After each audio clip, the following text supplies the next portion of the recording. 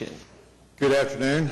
I'd like to call to order the Board of Adjustment meeting for December 4th, 2014. Our first order of business is to receive the minutes of our November 6th, 2014 meeting. So moved. Second. I have a motion and a second. Register your vote. Minutes are approved. Next item is requests for withdrawals or continuances by staff. We have two today. Item number 17, case number 13979 is requesting a continuance to January 8th, and item number 18, case number 13974 is also requesting a continuance to January 8th. I would entertain a motion. I make a motion to continue item number 17 and 18 to January 8th. Second. I have a motion and a second. Register your vote. Those items are continued. Any requests for continuances or withdrawals by the public? Hearing none, our next business is the consent docket.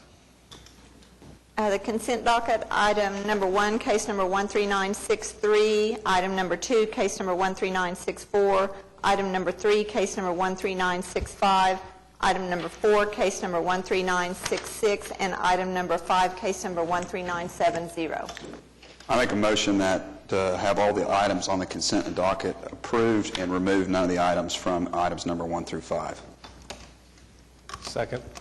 I have a motion and a second. Register your vote. The consent docket is approved. Let's proceed to case number 6. Item number 6, case number 13967, request of JRMM Properties for a variance to the required number of parking spaces located at 2241 West I-44 Service Road. Is there anybody here regarding this application?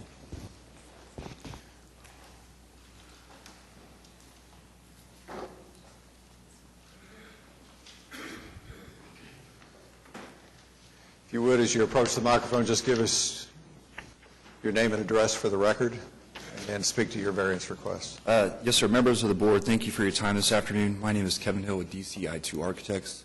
We are at 1515 Tower Drive, Moore, Oklahoma. With me today is Mr. Jeff Summerford of JRMM Properties. Jeff is also the CEO of Impressions Printing. Impressions Printing is located just west of North Pennsylvania Avenue along the I-44 service road.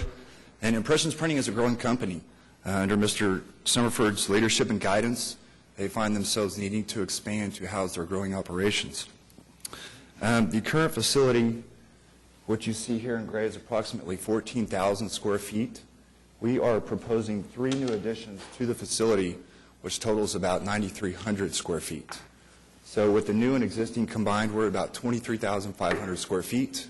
Our current SPUD would allow us to go to 24,000 square feet. Based on Article 59 of the zoning ordinance, we will be required to provide 22 new parking spaces for the new additions.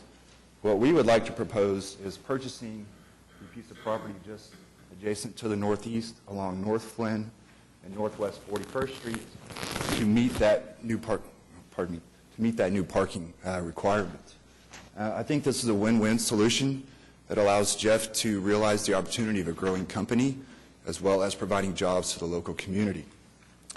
Jeff also has a pending contract in place to purchase this piece of property should the board decide to approve the variance.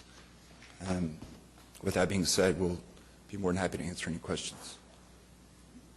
Contract subject to the request. Is there anybody in opposition that you're aware of?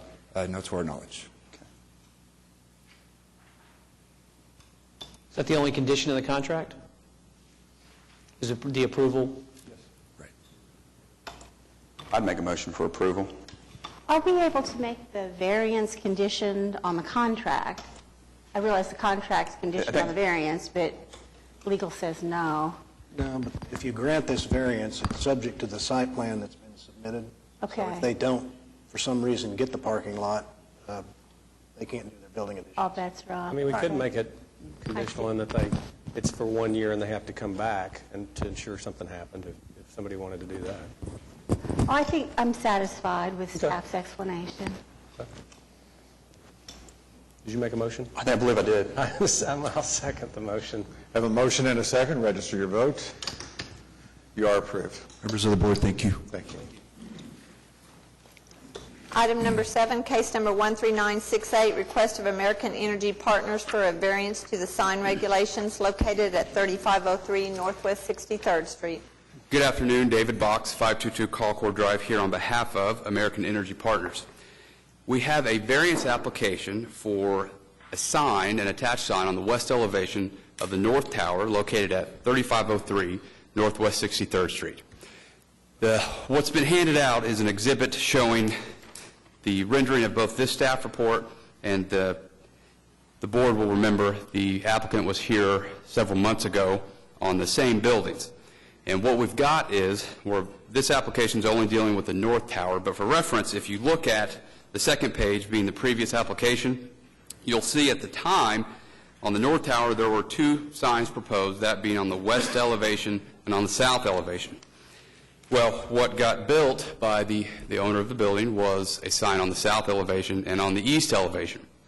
What we're now seeking is a variance to allow the exact same size sign and the exact same sign, but on the west elevation. As the board knows, the code allows each occupant of the building to have a sign.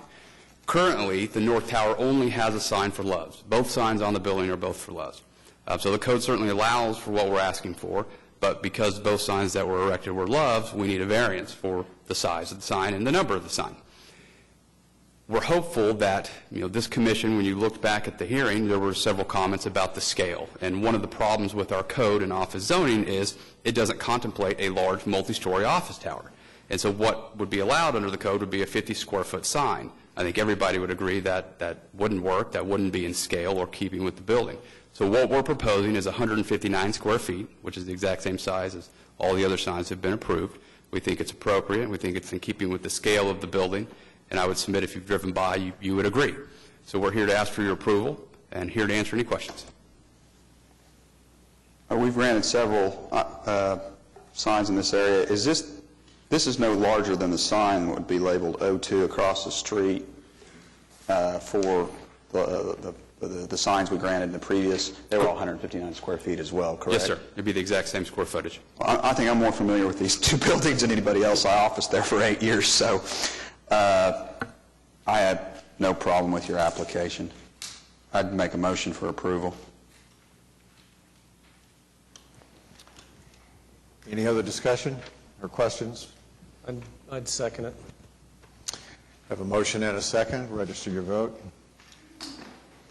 You are approved. Thank you.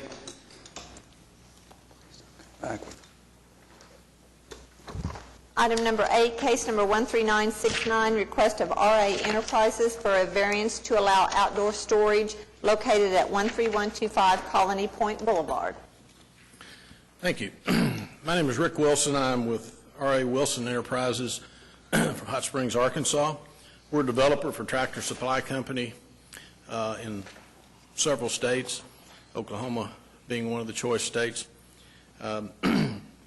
We propose to build a new Tractor Supply store in the Piedmont area, yet within the corporate city limits of Oklahoma City, west side of town, on the Northwest Expressway, as it's known.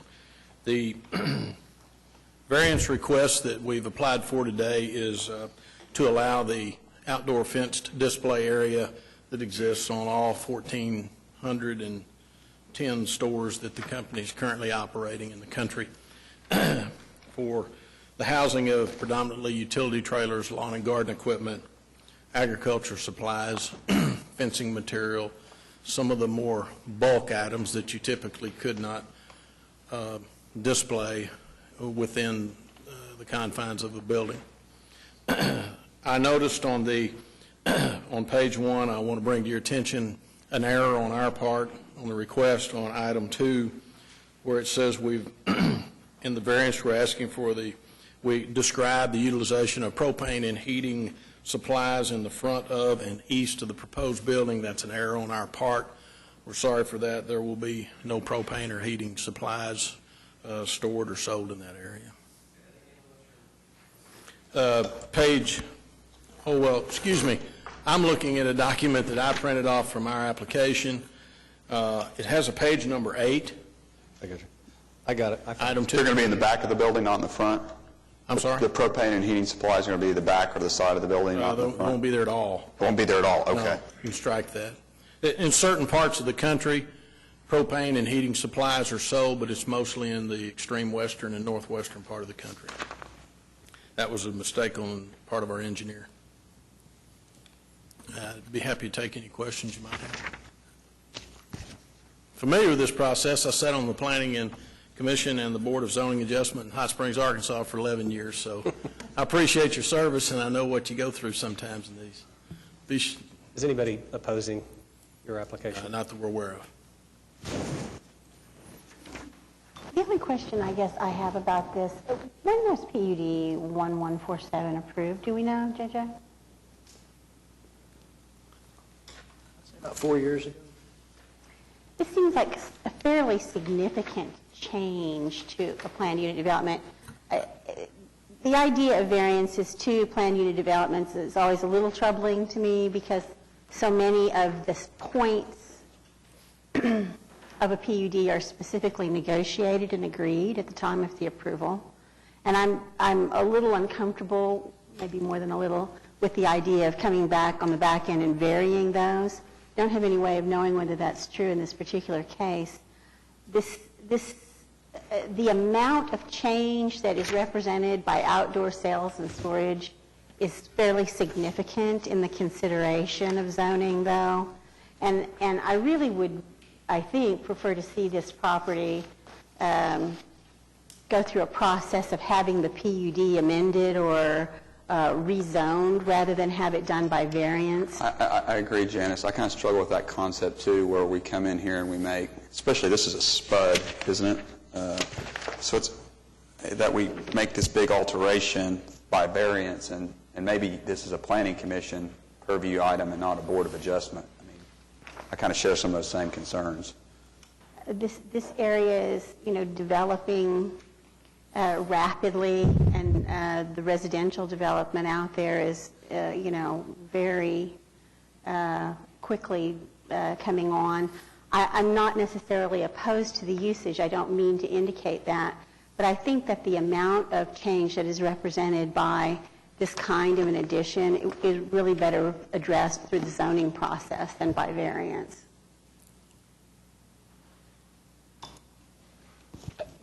Correct me if I'm wrong, JJ, this PUD, as it says here under staff's report, permits outdoor storage areas for retail stores as long as they're located behind the front wall and screened from view. Is that correct?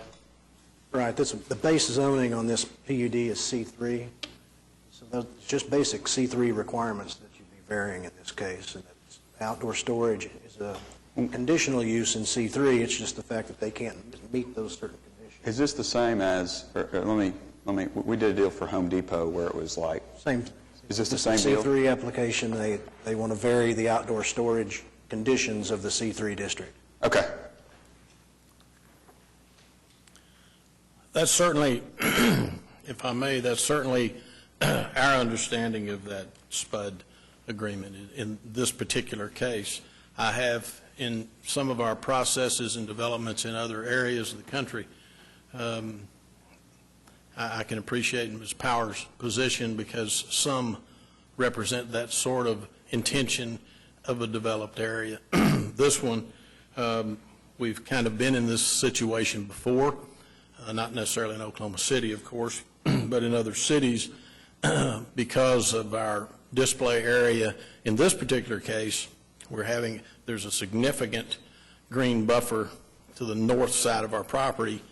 It's a 50-foot green buffer, in fact, between us and the residential development that will be enhanced dramatically by Oklahoma City code required landscaping, Tractor Supplies, which quite frankly will exceed the requirement of Oklahoma City anyway. That gives me some additional comfort. I just feel like we get in a slippery slope sometimes if are we really doing something that needs to go back through planning versus. And I think we would agree if there was something in the PUD that was specifically negotiated about outdoor storage. If it's prohibited or conditioned in some way. But it's silent, is what you're saying. Yeah, this is just basic C3 requirement, Okay. base zoning. I can support the application. I take it that's a motion? That is a motion. I will second. I have a motion and a second to approve the application. I'm sorry, are we going to condition the motion on the removal of the propane and heating supplies? I think we have to, since he said to strike that from the record. Yes. We have a motion and a second. Register your vote. You are approved.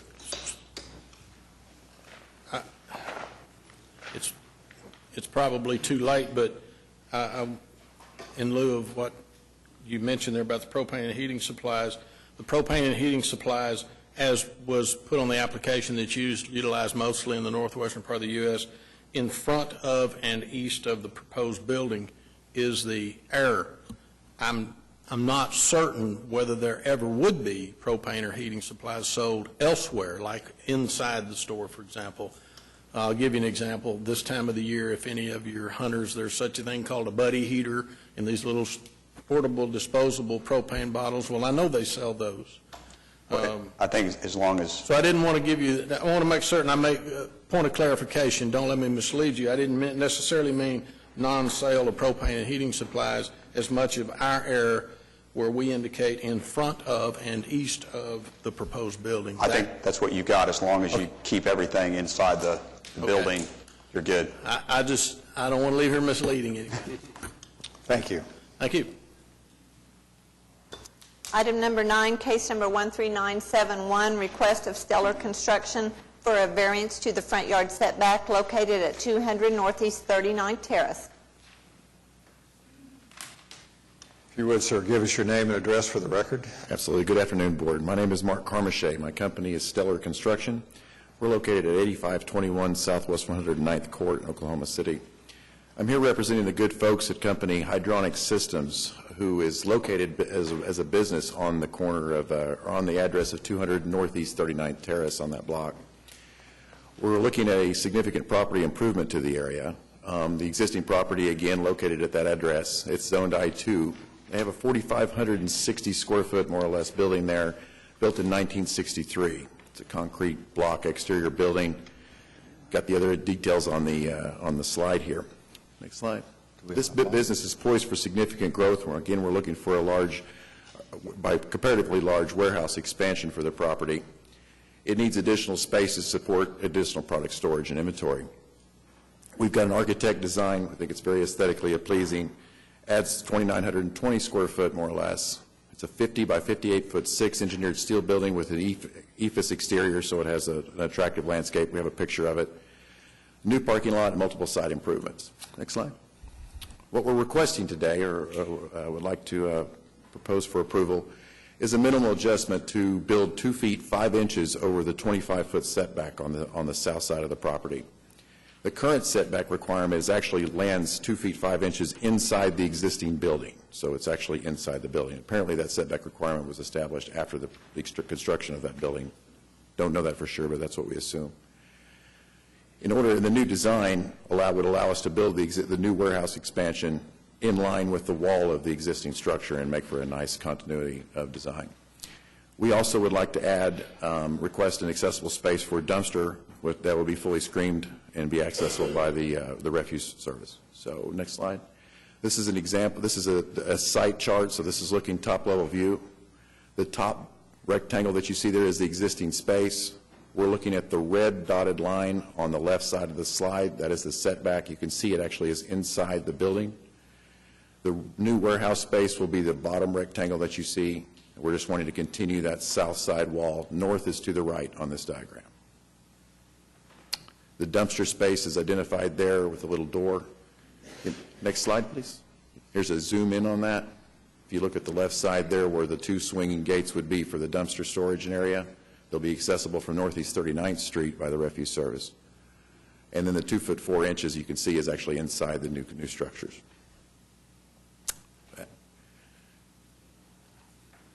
Follow. Next slide. This is a picture of the existing corner. This is the corner of Walnut and Northeast 39th Street, the terrace. If you look at that that south wall there where that garage door is this side, so to speak, of that picture, 2 foot 4 inches from the setback requirement.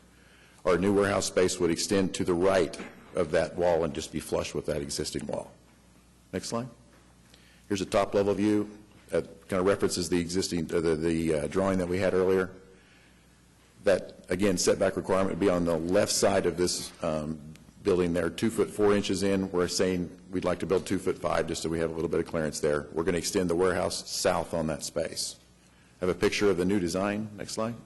Here's the new architecture design of what we're going to be building over there with a new parking lot, new existing streets, or street access on this particular side. Also on the other side, put some nice crown and ephes on the building. Next slide. This is the wall in question. So the existing garage door you see depicted in this diagram is the garage door that we showed in the earlier picture. To the right there you see the new warehouse structure. If we're not allowed to build 2 foot 4 inches, then that wall will have to move to the north, and it'll create a step in the design, which is a little bit cumbersome aesthetically. So, next slide. Questions, comments?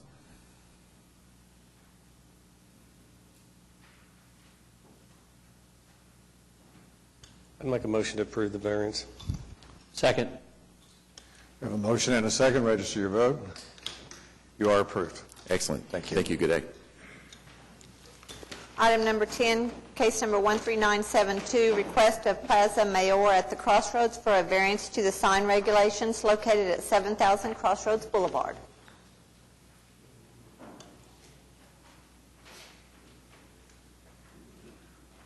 Dan, Mr. Harris pointed out that one of my clients is in the room and may be here on this. I don't represent them on this matter. I don't know whether I have a conflict or not, but I have nothing to do with this matter. Anybody has a problem? Any of the parties have a problem with it? Otherwise, I don't think there's Thank you, sir. any reason. Your name and address for the record, please. Yes, sir. Thank you for your time. My name's Clark Cummins, 202 East Sheridan.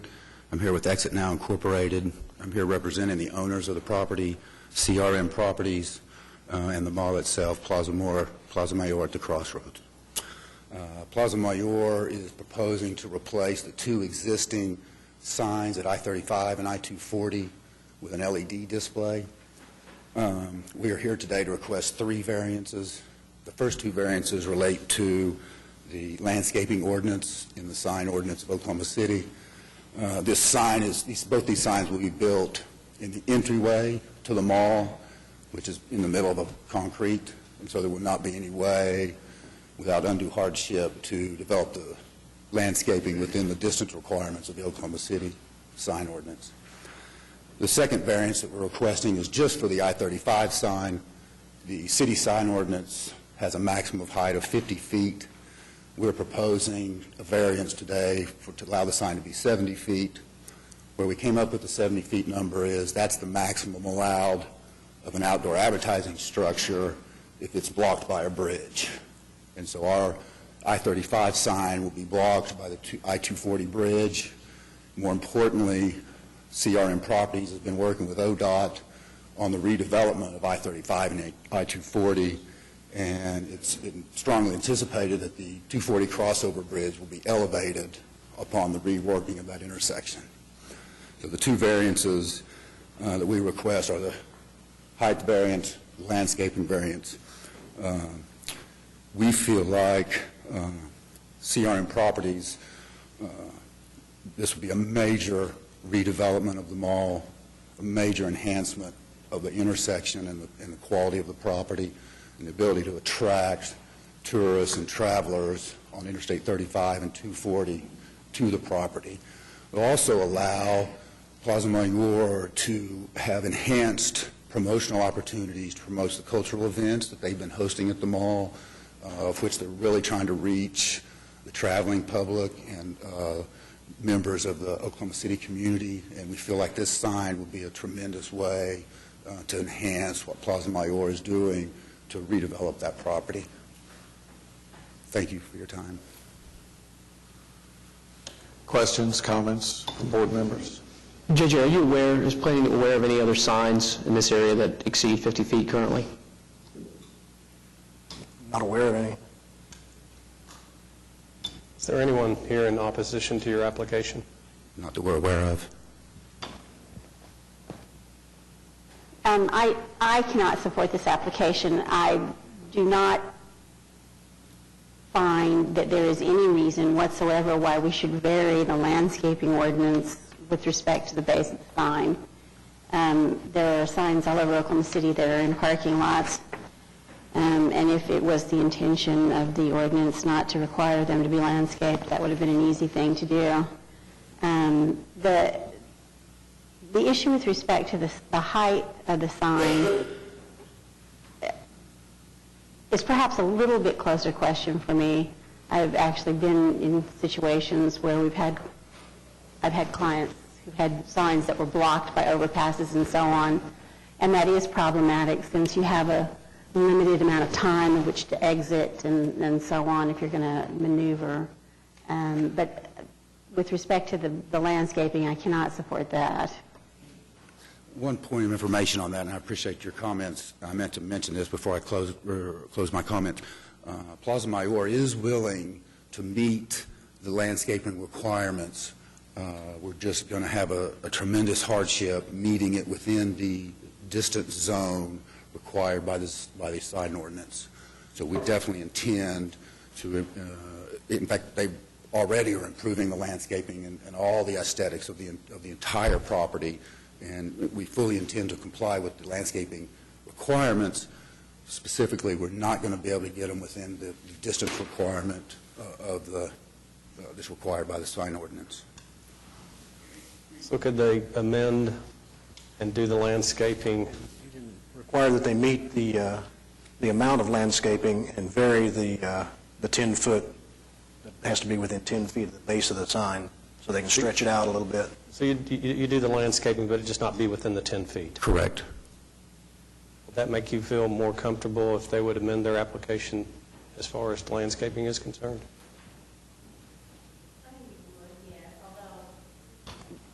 The idea generally that people are, doing nice landscaping and therefore should be relieved of the requirements with respect to signs, it's not an argument that I favor.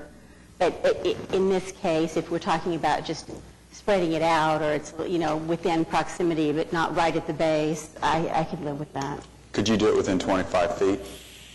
I mean, give me some numbers to work with. Yes, sir. On I-240, we've got, and I haven't measured it to the 25 feet. I think we could get close.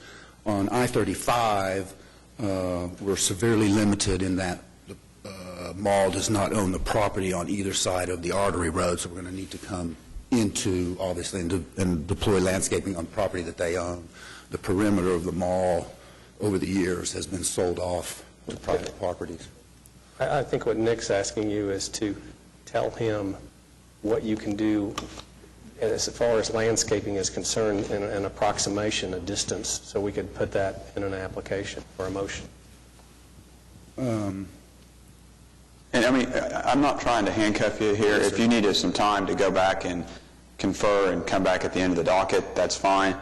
I agree with Janice that I think landscaping is a vital part of the city.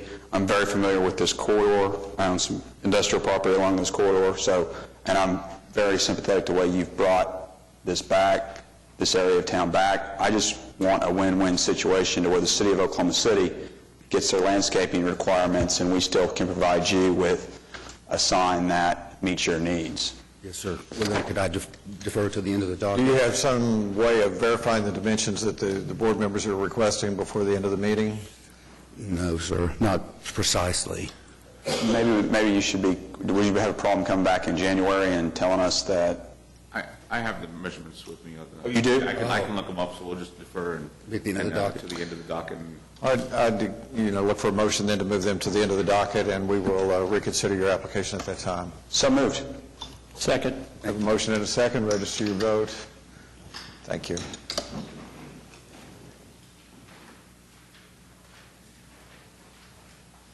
Item number 11, case number 13973, request of Carlos Guzman for a variance to allow a 1,800 square foot accessory building exceeding the maximum 1,250 square feet requirement and encroaching the 25-foot side setback located at 12208 Silver Springs Lane. If you would just give us your name and your address, please. Yeah, my name is Roberto Martinez. I'm a friend of Mr. Carlos Guzman. And, well, we called in to the city, to the 8th floor, about 6 months ago to see what kind of permits that we need to pour some concrete there on his property. And they told me that there was on the city, out of the city limits, that we didn't need no permits or nothing to pour concrete there on his property.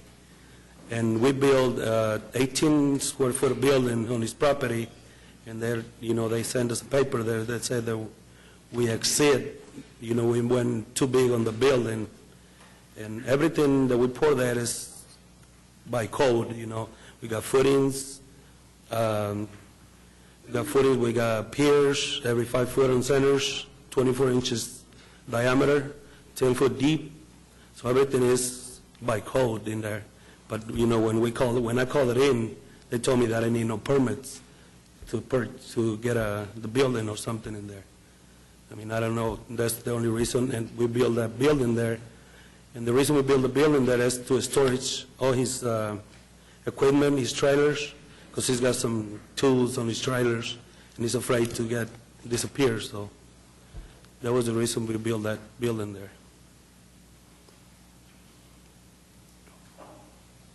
Are you aware of anybody in opposition to your building? The what? Are you aware of anybody in opposition to your building that you're exceeded, your neighbors upset or anything like that? Anybody opposing this? Not that we know of, not right now. This was not an intentional act. No. Comments from other board members? I make a motion for approval. Second. I have a motion and a second. Register your vote. You are approved. Thank you. You're welcome. Item number 12, case number 13975, request of Timber Creek Estates for a variance to allow parking and maneuvering in the public right-of-way located at 11903 Southwest 26th Street. Name and address for the record. Nate Simmons, 11729 Southwest 24th Terrace, Yukon, Oklahoma. Good afternoon. I am here to represent Timber Creek Estates. We are requesting a variance for parking in the rear of the neighborhood. It's going to be a neighborhood about 500 homes, 500 plus. A lot of the common area we had that we could have done this in is basically floodway, or it's flood zone area. Can't do much with it. And we wanted to put playgrounds and things of that nature for folks on the 3 lots that we've abutted together.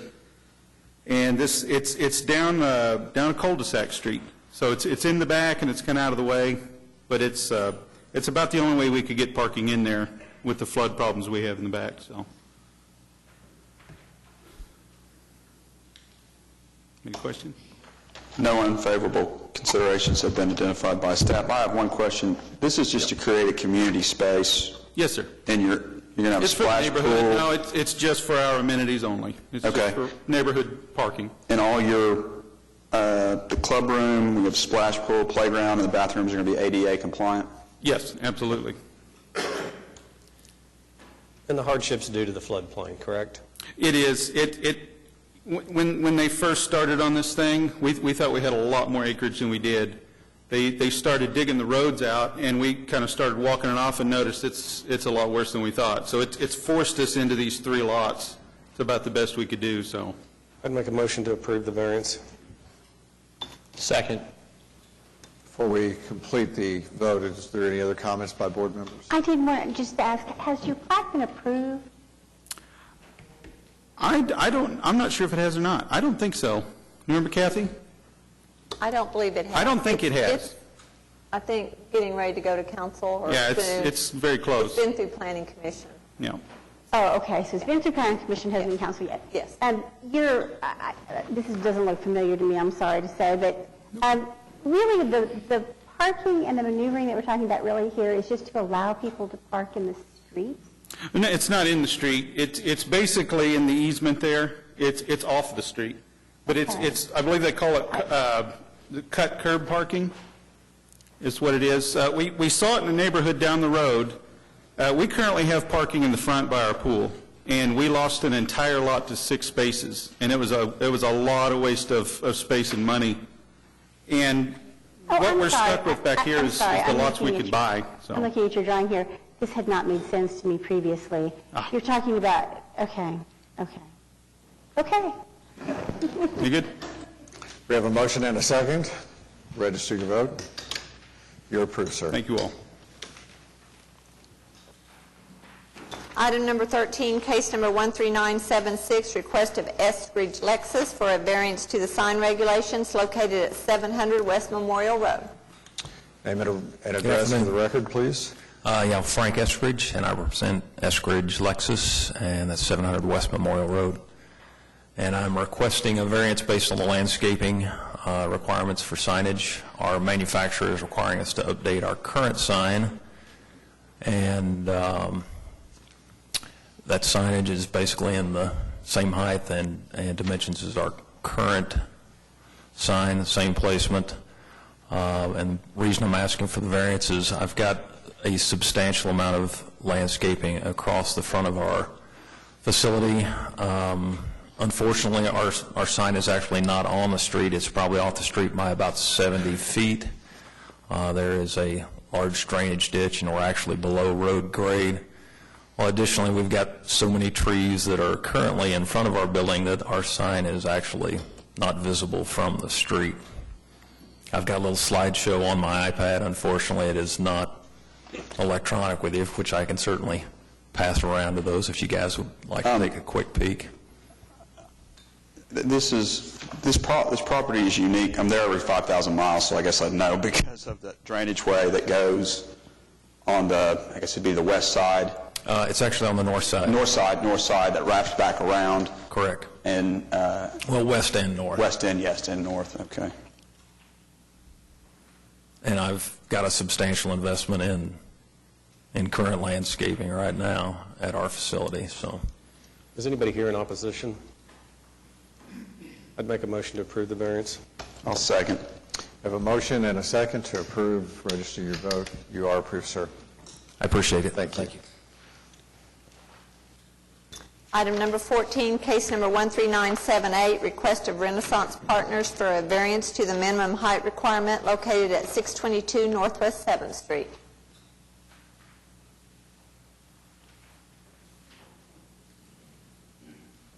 Hello. Good afternoon. Your name and address for the record. Yes, Randy Floyd. My address is 814 Northwest 7th. Want to speak to your application? Yes. I live in the Cottage District, and this particular project is also in the Cottage District in Midtown. What has occurred really is an error that the Planning Department made to our zoning ordinance. This neighborhood was first platted in the late 1800s, and it was comprised of some commercial buildings and 1- and 2-story houses. When the revitalization of this neighborhood started around 2000, the city came in and wrote a new ordinance for us. And currently that ordinance covers the downtown business district and DTD2 and DTD1. Now, the Cottage District is actually a subset of regulations within DTD1. And it has, since, say, 2000, it has allowed, there's a height restriction of 2 stories, or 40 feet, I think it is, 30 feet, 2 stories and 30 feet is the minimum height for all of those zoning districts, except the ordinance had an exception for the Cottage District to allow 1-story homes. Somehow, in 2013, the Planning Department was going to modify the ordinance, and what they wanted to do was take that exception out for all of the districts except the Cottage District. But they made a mistake, and they took it out for the Cottage District as well. Subsequently, they have tried to put the language back in, and some other error occurred. So I I am going along naively designing a one-story house to go in this neighborhood, and when I submit it for UDC approval, I find out that the language has changed. So the UDC did approve my project as a one-story project, and they also recommended that a variance be given.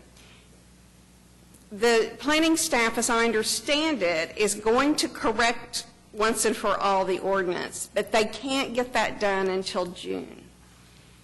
So, actually, JG, I've been talking to Meg this morning, and so you know about this. Okay.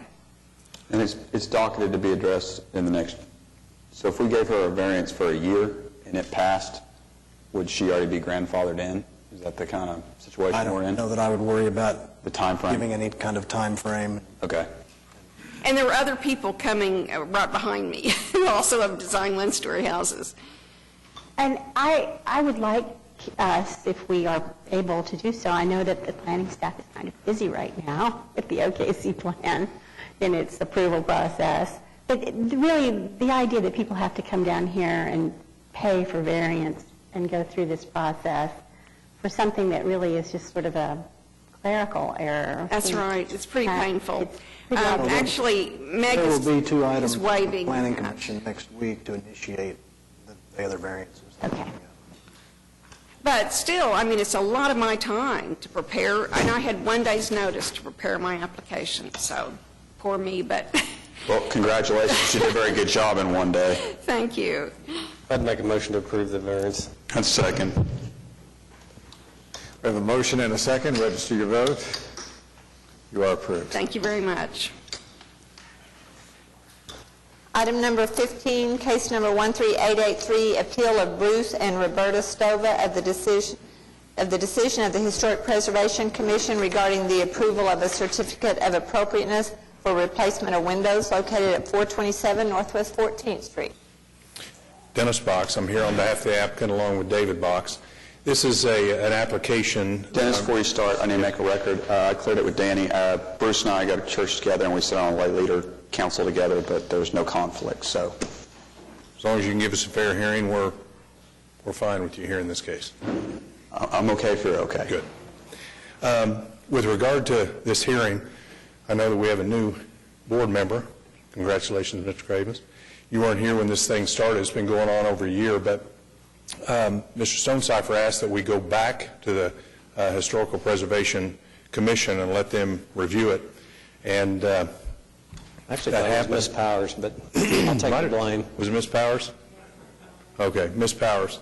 I won't credit you with my first appearance for the Historical Preservation Commission since 2003, when I was there with Mark Ruffin, who is here in support of this application. He had a very similar situation.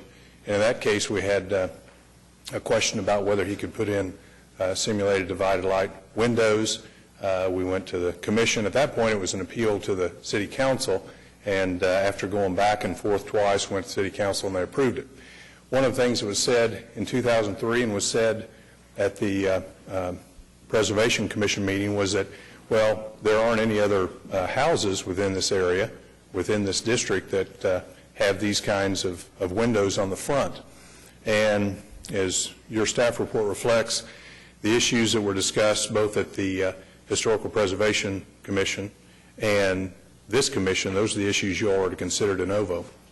With regard to that comment, the exhibit that has been handed out to you shows in 2003 the houses that had the same kind of windows, and so it wasn't true in 2003 and it wasn't true this year.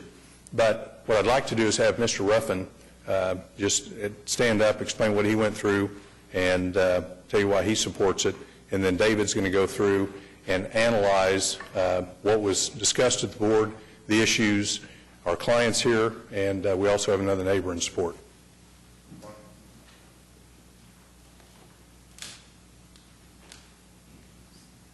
Hello, my name is Mark Ruffin. I'm at 227 Northwest 16th, and back in 2003, we had a fairly lively debate about windows and what was appropriate, and we went through a lengthy discussion about it. I think one of the issues here or the issue that I guess is before you is whether this home should have divided light or simulated divided light windows, and I can tell you that was one of the primary issues in the windows that were in my house. The problem with having a divided light type of window is that the style width that they're made with is thicker than what you would normally see in the neighborhood in general. In fact, it's about twice the width of what you'd see in the windows that are that were built in the homes 100 years ago. So what we were trying to do is to do our windows with simulated divided light windows so we could get the narrower style width so they'd be more appropriate and look more correct and match what was in the neighborhood. So at the end of the day, where we ended up was really taking that and presenting that to City Council, and there was no opposition to that, to us having that. So, and that's the way my house is today, and there are a number, and I don't know, Dennis, did you produce the houses, the list of the houses? Okay.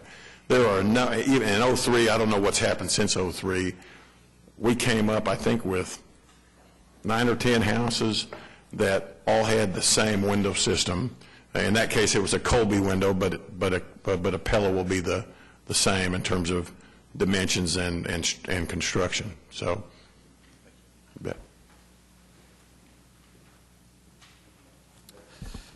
Mr. Chairman, members of the board, David Box, and for purposes of the record, I do want to identify each of the exhibits that you've been handed in the packet. What you'll have is exhibit number 1 being a staff report for the subject property from back in 2012 for a series of upgrades and additions that my client made to this house. Number 2 is going to be a staff report for this application from back in March of 2014.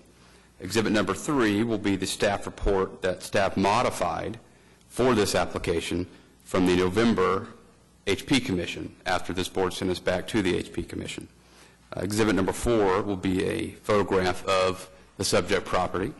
Exhibit number 5 is a list of homes that both my father and Mr. Ruffin discussed, that being a list of homes in the surrounding area that have the simulated divided light windows similar to what my client has applied for. Number 6 is a CA granted by the HP Commission in June of this year for the simulated divided light window. And what's significant about that house, and we'll get in later, is this house sits on a corner. Therefore, it has 2 fronts, and the HP Commission saw fit to grant the CA for simulated divided light on both fronts of this house. And finally, we had an open records request, and that's exhibit number 7, of all of the, not just simulated divided light, but the Pella Architecture Series grade simulated divided light windows, which is what my client has applied for, that have been approved by the HP Commission since 2010. You see a series of them. So what you might be asking yourself is, why do we care what a 2012 staff report might have said that has nothing to do with the bay window at issue here? Well, it's significant because of some comments made in the staff report. And if we turn to Exhibit 1, the bottom of the first page in bold says 427 Northwest 14th Street. And significantly about this lot, the original house, i.e. the historic house, is gone. What is built is a more recently built house. And in 2012, staff said, this house was constructed outside of the period of significance and is therefore considered a non-contributing resource. Now, the 2012 application had an addition to the back of the house, and it had a garage. And the reason that my client chose the Pella Architecture Series grade windows is because on the main part of the structure, on the west elevation, there were already those exact windows. So he went in with the exact same windows that have already been approved on the main structure to both the back and then, or excuse me, to the addition of the main structure in the garage. Those were approved. Then if we look at the third page of this Exhibit 1, it expressly acknowledges that fact. It talks about how these windows are the Pella Architect Series grade aluminum clad windows, and that the west elevation has 2 windows. So at this point, we have a garage with these windows, we have an addition to the main structure with these windows, and we have the quote-unquote original main structure on the west elevation with these windows. Now, when we move to the current application, we've got the 2 different exhibits. We've got exhibit number 2, which represents the staff report from March of 14, and we have exhibit number 3, which represents the revised staff report from November of 2014. And it's important to note that when the board sent us back to the HP Commission, we just went back. We didn't modify anything about the application. We didn't submit anything different to the staff to present to the HP Commission. Yet, the staff report changed, and the analysis changed. And I think it's important to highlight a couple of those that are, in our opinion, significant. If we turn to page 4 of exhibit number 2, and if you go to what would be the 3rd paragraph, beginning with the proposed replacement, and if you go to the 2nd sentence of that paragraph, what it states is, guidelines for windows and additions and new construction do allow for this type of simulated divided light. And in some instances, the Commission has seen fit to apply these guidelines to existing but more recently built structures. Why that is significant is because that's what we have here.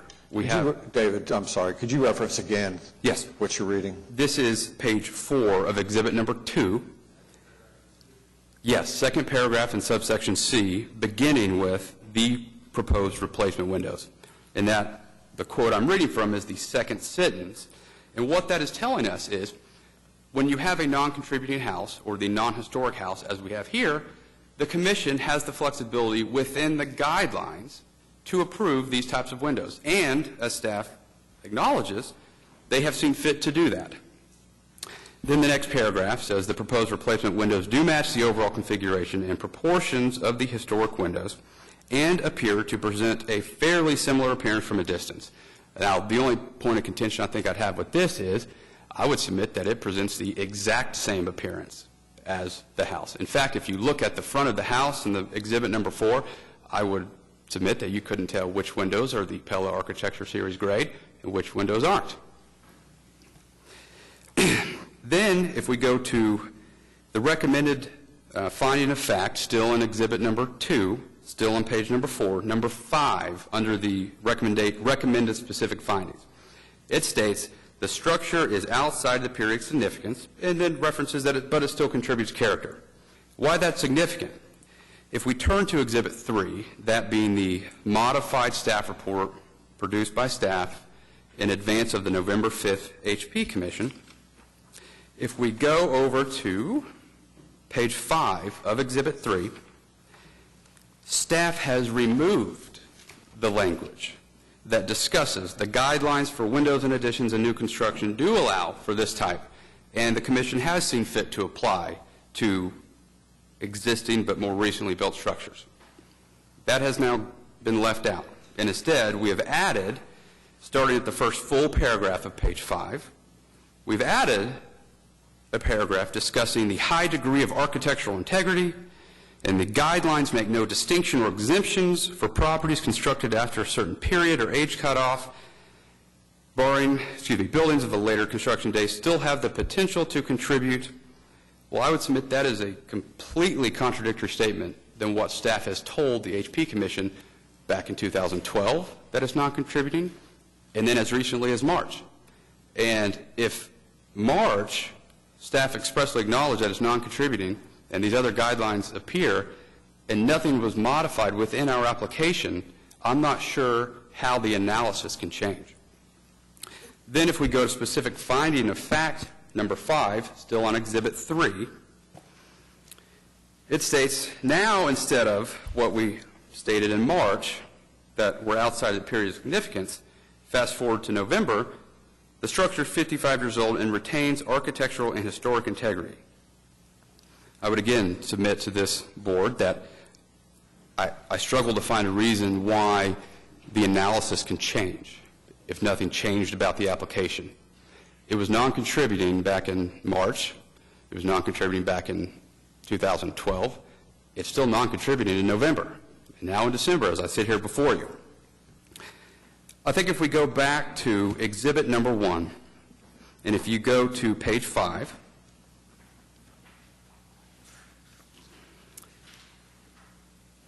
it has a specific finding of fact number 3. And this is referencing this architectural grade series by Pella, and it says, the proposed design and materials are compatible with the existing primary structure and consistent with the standards and guidelines. So staff is expressly acknowledging in 2012 that this exact window, although for a different application, but this exact window is consistent with the primary structure and consistent with the guidelines. And that fact was, again, brought forth back in March, but not brought forth as we sit here in November. So, at the HP Commission, we presented what I'm presenting now, and one of the things that happened right before a vote was held was somebody asked if these windows, the simulated divided light windows, have been approved on front of houses, and they were told that they had not, or they were indicated that they didn't know that they had been approved. So, we filed the open record request. We went back to our files. And what we found is, as Mr. Ruffin indicated, you've got a list of homes on Exhibit 5. And this is from 2003. So I would submit that there are countless others since 2003 in the last 11 years. Back in 2003, just in the immediate area of Mr. Ruffin's home, all of these properties had the simulated divided light. And if you look through the pictures, these were on the front of the houses. Even more significantly, if you look at what's on the screen before you and you see the box around my client's house, if we look immediately to the west, you will see a house that has simulated divided light windows on the front of the house, exactly as my client's applying for. If you go west one more house to the corner lot, that house has simulated divided light windows, exactly the same style that my client is seeking today. We believe the guidelines are specifically allow what my client is asking for. The historic house is gone, and there's flexibility. And so when we look at why we have flexibility, we have to look at some sort of balancing of the equities. And if these windows and the simulated divided light has been deemed appropriate countless times throughout this area, then we would submit what we're applying for is appropriate. And we would ask that you reverse the decision of the HP Commission and allow my client to keep the windows and be in conformance with what his neighbors and countless other homes in this district have. We'd be happy to answer any questions. What I'd like to do is allow, if you've got questions right now for David, to go ahead and do that. Then we'll excuse him, allow Ms. Richards, who's asked to speak, to speak. Katie is here from the city, and if she wishes to respond to, we'll do that. Are there any questions right now for David? He's going to be back.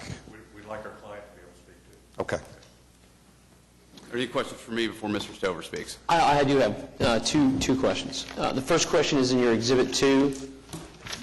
It references in October 19th of 1998 for the previous owner that new windows were approved. Were you suggesting that these were the same windows that were approved at that time? The Pella architectural grade? Yes, we believe so. Okay, second question is, when were the windows actually installed on the home? I'll have Mr. Stover address that issue. If you would, Mr. Stover, just for the record, your name and address, please. Bruce Stover, 427 Northwest 14th. The Pella windows that were in the kitchen area of our home, the kitchen and breakfast room, were there. They predated us owning the home. We moved here in 2010, late 2010, about 4 years ago this month. And so we don't know. We don't know when they were installed or how they were, what process they went through. They were just there. Any other questions, or did you want to make a statement, Mr.? Yeah, I'd like just to say a few things. We, as I said, we moved here 4 years ago from Houston, and we settled in this area. My wife's from Richmond, Virginia, and she loved the area because of its historic character. And we'd also lived in London fairly recently, over 6 years period of time, and living in the city and having the ability to walk places was very interesting to us. And we really appreciate it. I went to school at OU, but I've been gone since 1971 and had no clue what this area looked like. And in the 70s, it didn't look very good, and I was very impressed. And indeed, we're proud to be part of that preservation. We have, since we've owned the home, we've voluntarily and willingly and proudly invested a significant amount of money in the preservation of the home, both inside and out, as many of our neighbors do. And we're excited about that, and we're pleased to be part of that community and that kind of spirit. And I think everyone can see the impact that it's had on this area. It's truly a gem in terms of historic areas. When we put these windows in about a year ago, we were in the middle of just at the end of a process, and I think we made an honest mistake in doing so without getting a CA. Number one, the existing windows that were in the kitchen and breakfast area were there, and they were Pella windows. We'd just gone through the process of getting a CA approved for the renovation of our garage and guest house in the back of the house, and we had the approval of the Pella Architects Series windows. So we just assumed, and since our house wasn't that old, we just assumed that it was okay and had them put in. And we got a citation. We quickly went through the process to get approval, and we've been through that process now with historic preservation. And our request to keep the windows has been denied. I would say that we went to great lengths when we put these windows in to match the look of the windows we removed. They're steel. The windows on the house and the front of the house and to some degree around the back of the house are still the old steel windows that were put in 1959 when the house was built. We researched windows of a similar style. We looked carefully at these windows. We had the Pella engineer design them so they were exactly the same dimensions. The only thing that couldn't be replicated was the exact mutton width. The mutton width is 6/8 of an inch on the steel windows and 7/8 on ours. And we didn't really understand what divided light, simulated divided light was. We just knew that these were really good quality windows, double insulated for heating and insulation and cooling insulation. So we put them in. But we went to great lengths to make sure that the look was replicated, and I think we did all we could. And I'll say one thing. I know you're not supposed to consider cost, but we did go through the exercise when we were refused the first time at HP, or to go back, kind of put on hold until we looked at options for the steel. I did do some investigation, and we got a number of quotes in from people that custom make these kind of steel windows. One outfit in New York State was the one that had the closest look to what the existing windows are. And I'll say that the quote we got back, and this doesn't count the cost of taking out the windows we put in, but for delivering the windows to us, $16,000, plus that's no glazing. Then we have to put in the glazing one pane at a time and then install it. And the quote we got from our contractor was $25,000 total, including the cost of the steel windows. Significant cost, particularly in view of the fact that if a precedent is set with this, we've got 12 other windows on the front of the house that if they ever have to be replaced in our lifetime in this house, we're setting a precedent for cost ramp up. And as I said, we've already invested significantly in this home, and will continue to do so happily, to do the things that preserve this home to be a good part of this neighborhood. Thank you, Mr. Stover. I'd like to invite Elizabeth Richards.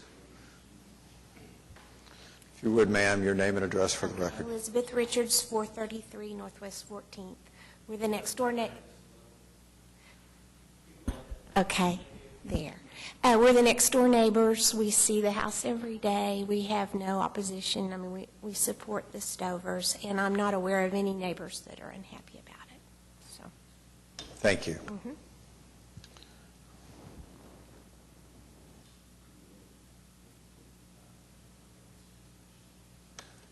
Marva wanted to speak to this application too, and I believe she stepped out for a moment. Katie, were you comfortable going ahead and making your comments?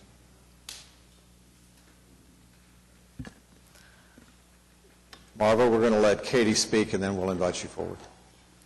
I'm Katie Friddle. I'm staff of the Historic Preservation Commission. Just a couple of points of clarification.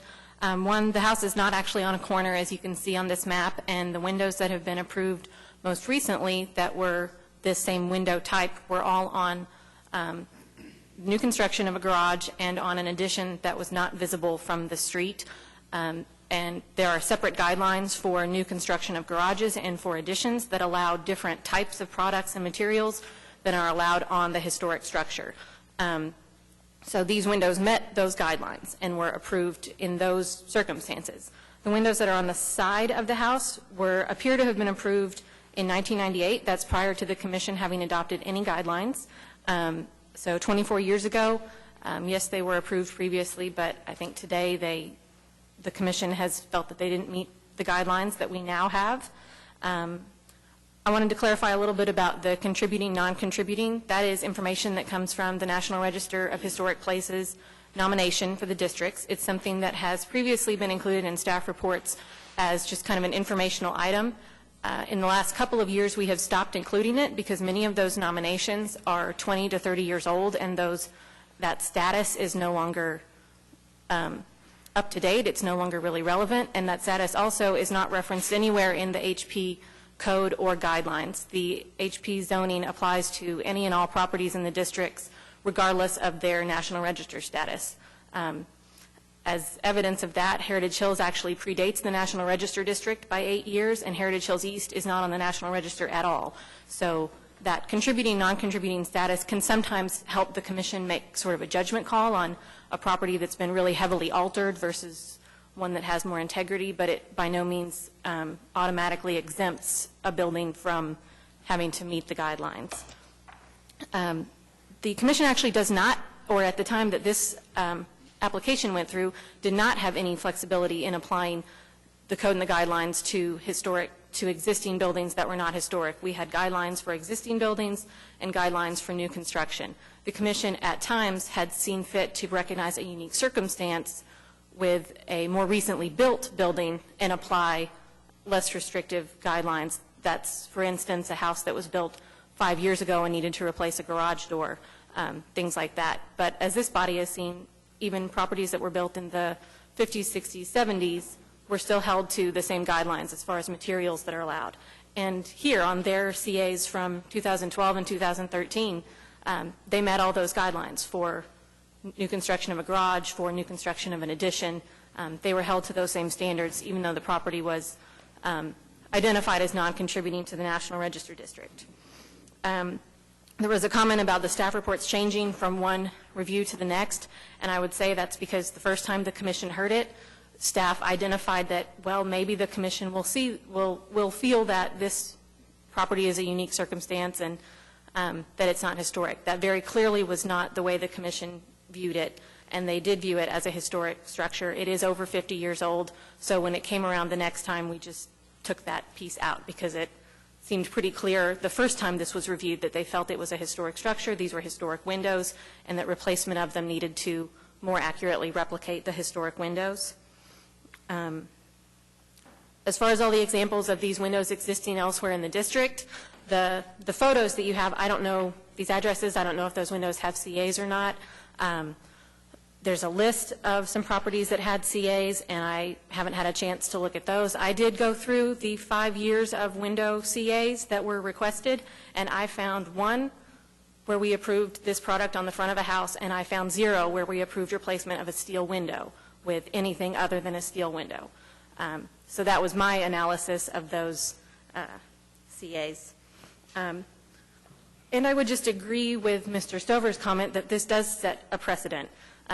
If we say that the guidelines don't apply to this structure and they don't apply to these windows, then I think we're going to need some clarification for every other applicant that comes in and wants this product that is very clearly not allowed on a historic structure in an HP district.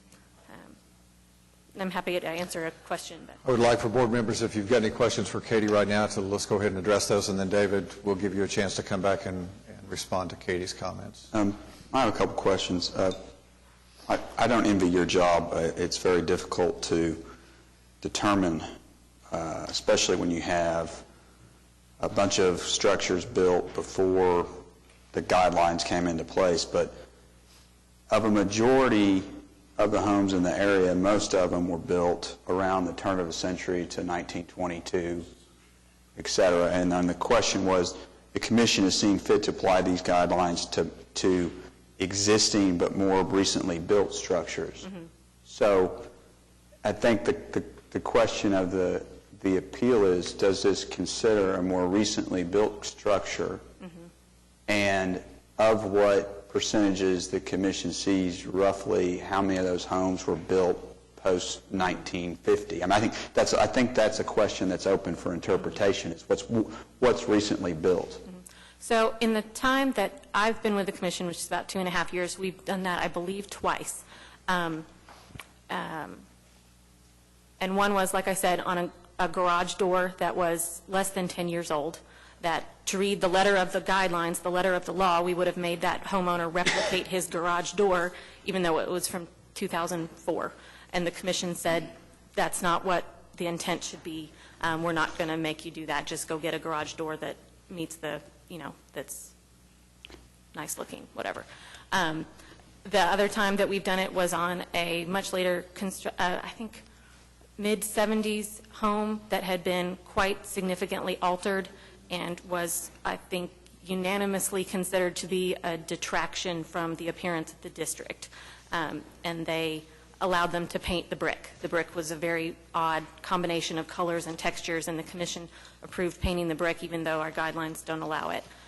We've seen many structures that are outside that period of significance but are still 50, 60 years old and are held to the guidelines. Well, and that comes to my second question, is that you say that the proposed, in your findings of fact, the proposed designs and materials are comparable with the, compatible with the existing primary structure with the standard and guidelines, and your staff report dated 5/2012 says that they are. And that's for the windows that were proposed on the garage and the addition. The guidelines for new construction and additions allow a simulated divided light window because it's on the back, it's away from the street, and it's not replacing historic fabric. The guidelines for a historic structure do not allow that product. Could I interject too and deal with, I think Nick's first question to you was about period of significance and the age of the property in a neighborhood where most of the homes surrounding are older. This is, what I'm going to read to you is reference from the National Register Bulletin. And it says there are two ways that a property that has achieved significance within the past 50 years can be eligible for the National Register. A property can be individually listed if it is exceptionally important, and it can also qualify if they are an integral part of a historic district. And I think none of us would argue that this house, this structure, is exceptionally important because of its state of construction and the fact that its design and the architecture varies somewhat from the other homes that were built earlier in the century. But properties that are an integral part of the historic district do not need to be individually eligible or of individual exceptional importance to still fall under the compliance requirements of the standards and guidelines. I think you and I are trying to say the same thing, is we're not talking about the Overholster mansion here. We're talking about a ranch-style 1950s property that's distinguishable. And part of this is in response to, the statement about, this property is not historically significant or it falls into the gray area. To me, because the home itself was not built in 1903 and doesn't appear, to look the same as some of the homes that surround it, does not mean that it's not historically significant. It is, because it's an integral part of a historic district, and it lies within a historic district.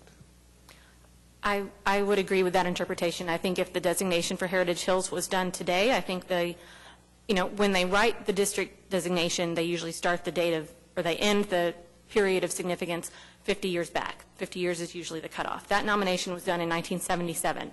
So a building that was built in 1959 at that time was very new. I think today there are numerous structures in Heritage Hills and in many of our other districts that are now 50 years old or older, but were not included in those National Register nominations because at the time they were done, decades ago, they were not that old. I do think that this house is very much intact from when it was built. It's representative of its era of architecture. I don't think that it detracts in any way from the neighborhood. I think that it helps to tell the story that Heritage Hills wasn't just built overnight, everything in 1903 and 1904. It evolved and changed with time. And Just because it's not the original house doesn't mean that it's not historic.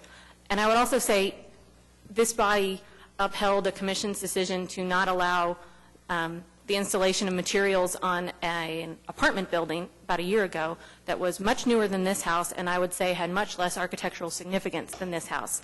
But that was what the guidelines said. The guidelines did not allow those materials and those products, and that's how the commission made their decision. And if I had to vote over again on that decision, I would change that. I don't feel like at the time I had enough knowledge being a commissioner to be able to vote on the facts and circumstances in the way that it was presented. And I've said that it was an error from day one. Can you, you said that you guys approved these windows on both a garage which was demolished. That was the subject of the 2012 request, right? Yes. And the windows were approved then, but there were also windows approved for was it the west face of the house? Is it the west or the east side in 90? So there's an addition that's to the north and then into the east side of the yard, where at the same time as the work to the garage was approved, some work to that addition was also approved. Then back in 1998, there are some other windows on the opposite side of the house. Sorry, I'm having trouble getting oriented.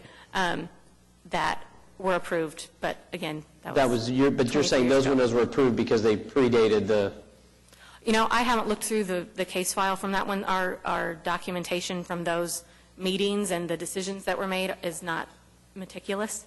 I could certainly look back at what that file was, but just that the current guidelines were not in place at the time that those went through. Is it common for the commission to allow windows on you're talking about the historic structure being the main house, right? Right.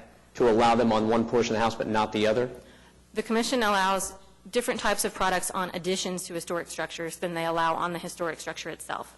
And this is, I would say, really common in my experience with numerous historic commissions all over the country, that's typically a dividing line that is made, that when you build an addition, the intent is that you can tell that it's modern and it's new, and you can use some new and modern materials there, but then on the historic structure itself, you try to replicate the historic materials as closely as possible. So yes, you may have a house where in one area an addition was built and one product was allowed, but it was not allowed on the front of the house. But in this instance, these same windows were approved for both the garage replacement, as it were, and then the west face, or whichever face, one of the faces has got these windows prior to this issue. Is that correct? Yes. I want to clarify, too, I intended to support the fact that this home, even though it was built in 1959, should fall under, the guidelines and the standards, and that it should be historical because of its location in a historic district, even though the home is of newer construction. Was that clear, or That was how I took it. Okay. Could I also say the relevant document, because of the date of the application, is dated August 1st, 2012, Preservation Standards and Guidelines. The standards and guidelines provide guidance to homeowners, developers, contractors. It references and defines what a standard is and what a guideline is. A standard is a rule or principle that is used as a basis for judgment, and a guideline is a policy or recommended approach. As applied in this document, a standard is established by mandatory terms such as shall or will, and guidelines are established by permissive terms such as should or may.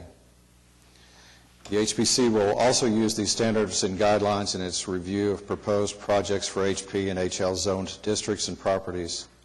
In each case, HPC will conduct its review and make its decision based on the merits of that particular case.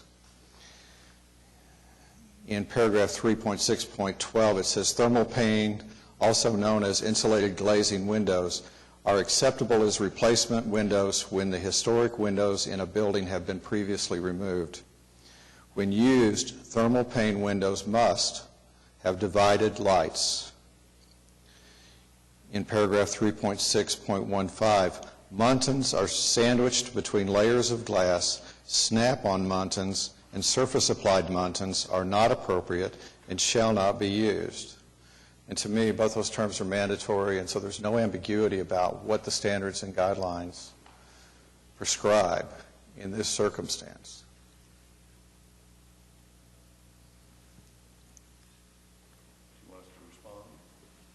Please. Well, I would disagree because this is not the historic house. And because this is not the historic house, the flexibility exists to apply a different set of standards. And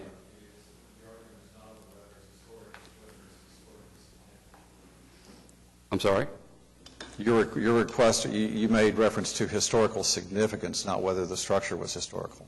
The structure is not historic. But that's not part of the discussion today. You referenced historical significance.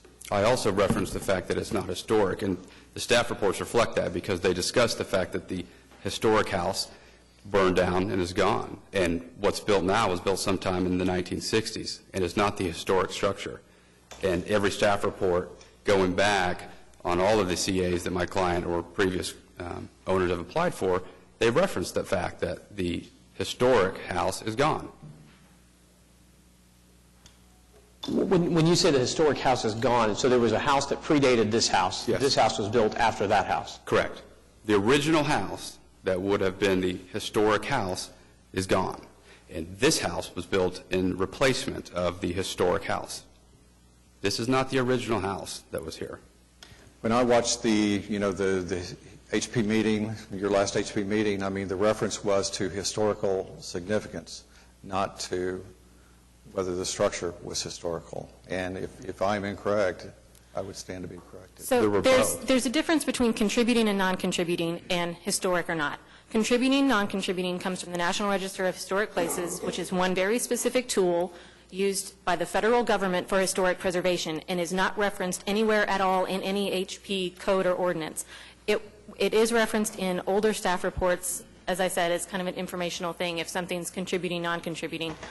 There are many structures in every National Register district across the country that if you looked up that nomination, it would say non-contributing, but that most people would contend is historic.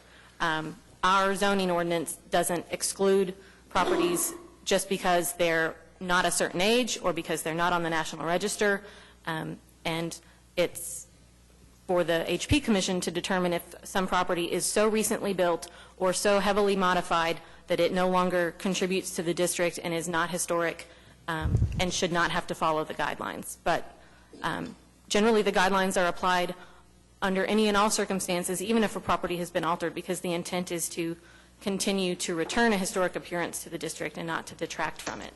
And I would take exception to that.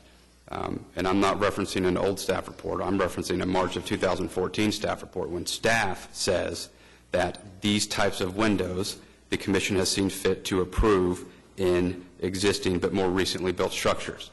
My client's neighbor's house was built in 1904. I would submit that this is a more recently built structure. And referencing old staff reports, the 2012 staff report was December of 2012. It was only 2 years ago. I'm not referencing a 1998 staff report. So when we called it non-contributing and outside the period of significance, that was all within the last 2 years, not 20 years ago. Just so I'm clear, I remember reading somewhere the house was built in 1959, and it is outside the period of significance. Correct. Is that in a staff report? That's a great question. And if we turn to Mr. Stone's staff for Exhibit Number 2, page 4, recommended specific findings, number 5, the structure is outside the period of significance.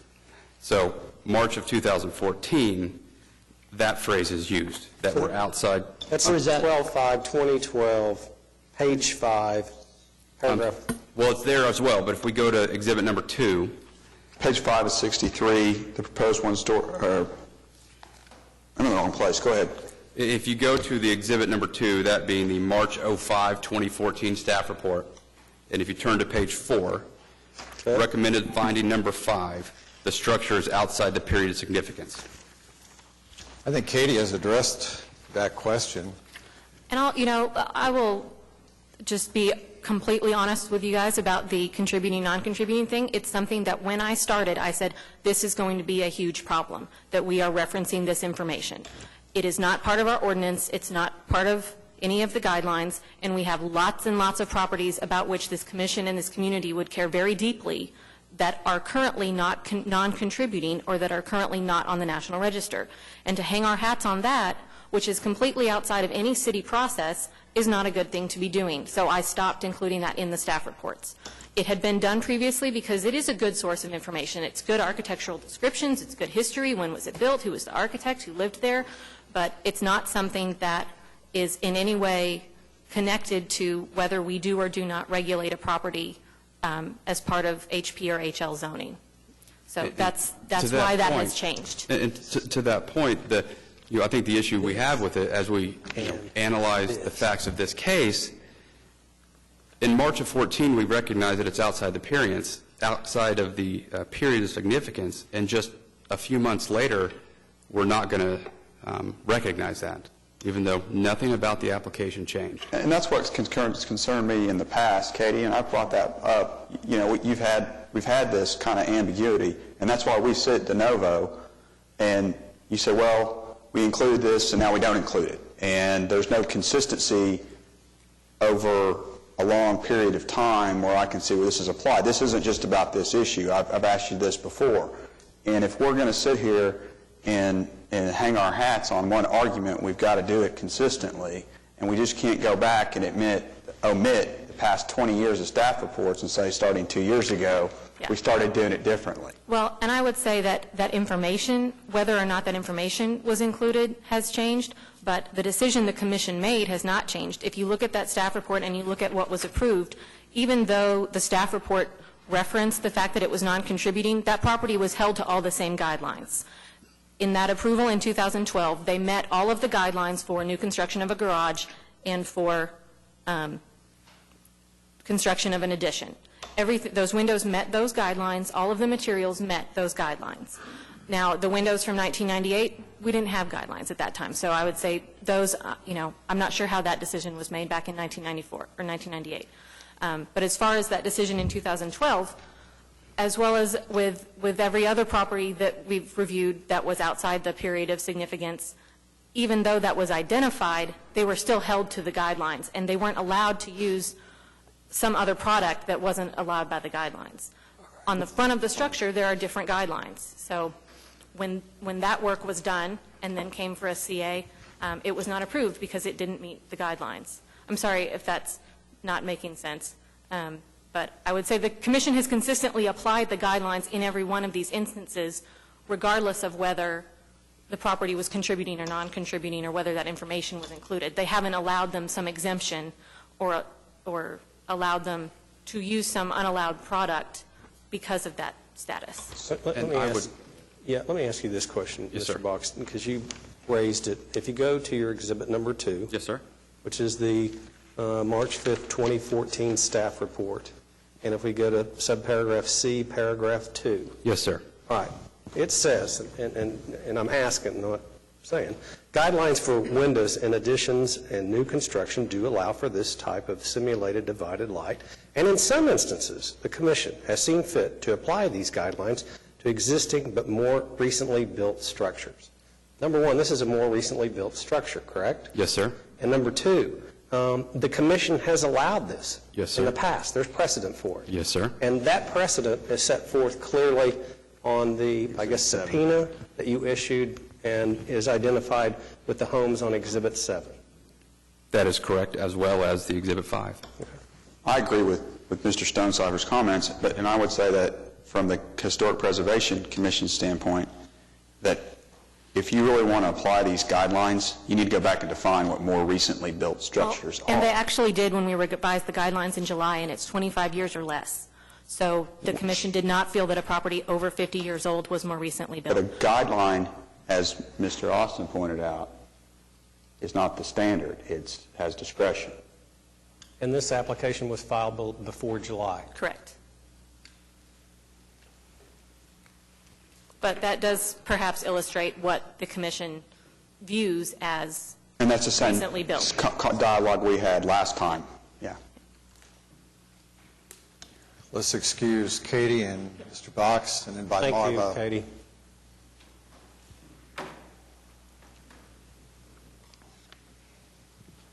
Marva Ellard, 1521 North Chartel, and I'm here representing Historical Preservation, Inc., which is the board of directors that handles the affairs of the Heritage Hills neighborhood. We are standing in support of the ordinance. Those are the rules that we support. Those are the rules which have helped our neighborhood flourish over the years. We're not looking for different standards for a house built in 1959 versus a house built in 1928 or versus a house built in 2014 if you were lucky enough to find a vacant lot in Heritage Hills to build a house on. Everyone that lives in the neighborhood knows that the front facade of houses receives a great deal of scrutiny. The Stovers are lovely people. We value them as neighbors. Their home happens to have steel casement windows on the majority of the front of it. That is a defining feature of that house. The first meeting when Mr. Stover of the HP Commission, when Mr. Stover asked to be granted the windows that were already in place, he agreed to replace those new windows with steel casement windows that were identical to the ones that were there. And the commission Can I correct agreed. you? I believe the correction, Katie, and you correct me, is I believe it was not casement windows, it was steel true divided light windows, I believe.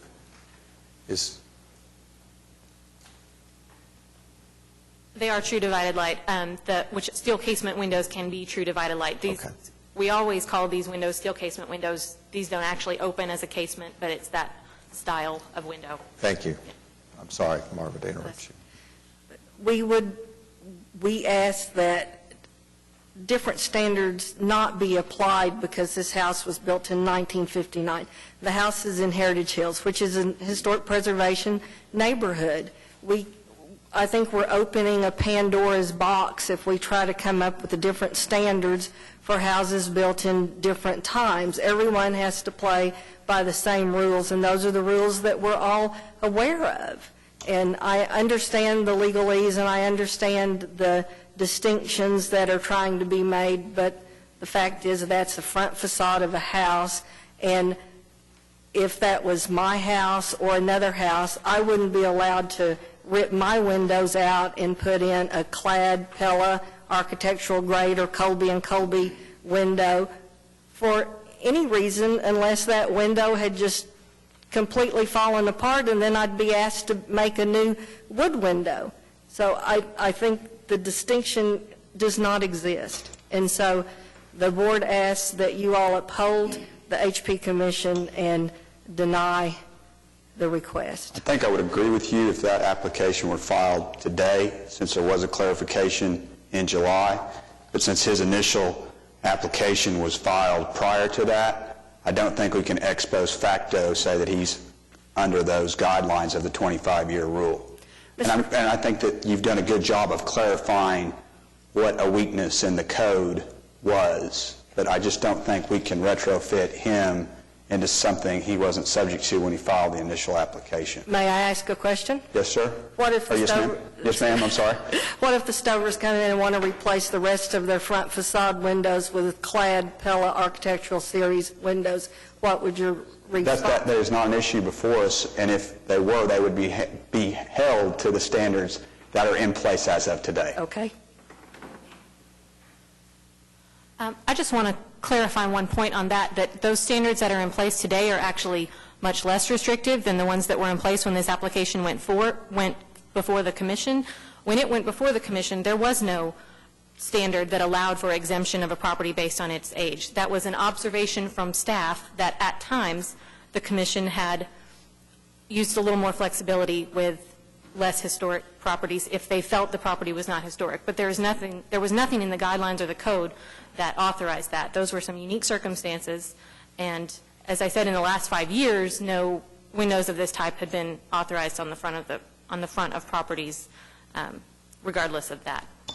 Katie, was the purpose of going back to address the guidelines that you said were changed in July to update that? Is that because of the ambiguity that's existed? Is that the reason that the commission addressed it at that time or staff addressed it? It was mostly because we were getting lots of applications from recently built, as in within the last 10 to 15 years, properties that it was built 5 years ago, 10 years ago, 15 years ago, and now they need to make changes. And there was this kind of black hole in the guidelines that we have guidelines for new construction and guidelines for historic buildings, existing buildings, but it didn't seem appropriate to make a house that was built 5 years ago replicate every detail as if it was a historic structure. So that's why that clarification was put in about the 25-year rule. If I might address one point, the statement was made that I think in the last 5 years these have never been approved. I would direct this board to exhibit number 7, again, where the simulated divided light was approved by the HP Commission on a corner lot that has 2 fronts of the house. So it has been approved as recently as June of 2014. Mr. Stover? Yes, sir. As we conclude our discussions, I want to tell you that I am appreciative of your investment in your home and, applaud your appreciation for the historic neighborhood. I am not going to support your request today, but I want you to know that it is not, I'm not passing judgment on the windows and whether they look essentially the same from the street, and I'm certainly not passing judgment on you and your wife's commitment to the neighborhood or, any lack of appreciation for what you've done to that home. You made the observation that when you were in that neighborhood in the 70s, that neighborhood was different, substantially different than it is today. And one of the things, in my opinion, that has allowed it, to become what it is today, from what it was at that time, is the standards and guidelines that we're discussing today. That helped stabilize that neighborhood, and it's, those standard and guidelines are, don't discriminate between you or any of your neighbors. They are designed to protect everybody that makes an investment in that historic neighborhood and chooses to live there.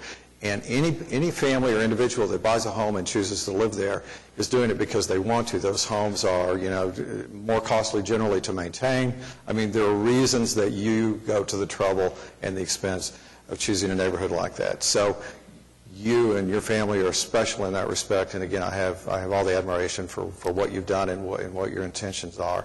But my interpretation is that there's no ambiguity in the standards and guidelines in terms of what has to be done in this circumstance.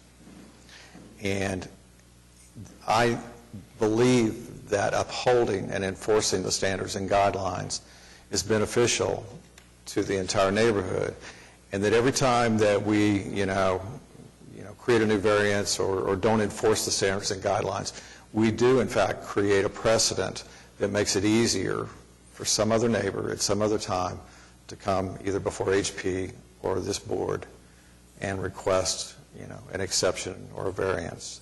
That's my concern. So I do appreciate your commitment to the neighborhood. And let me just say one more thing.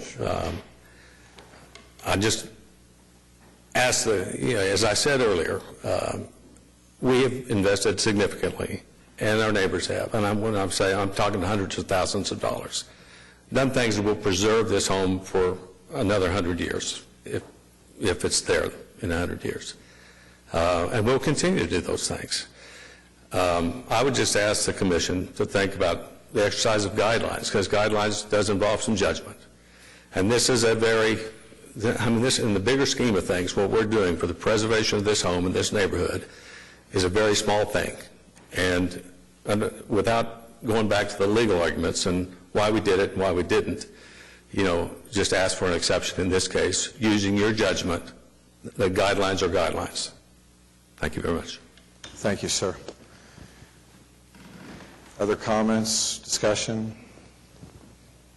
I have a few questions, and I'm not sure who to ask this of. Maybe Katie, maybe Marva.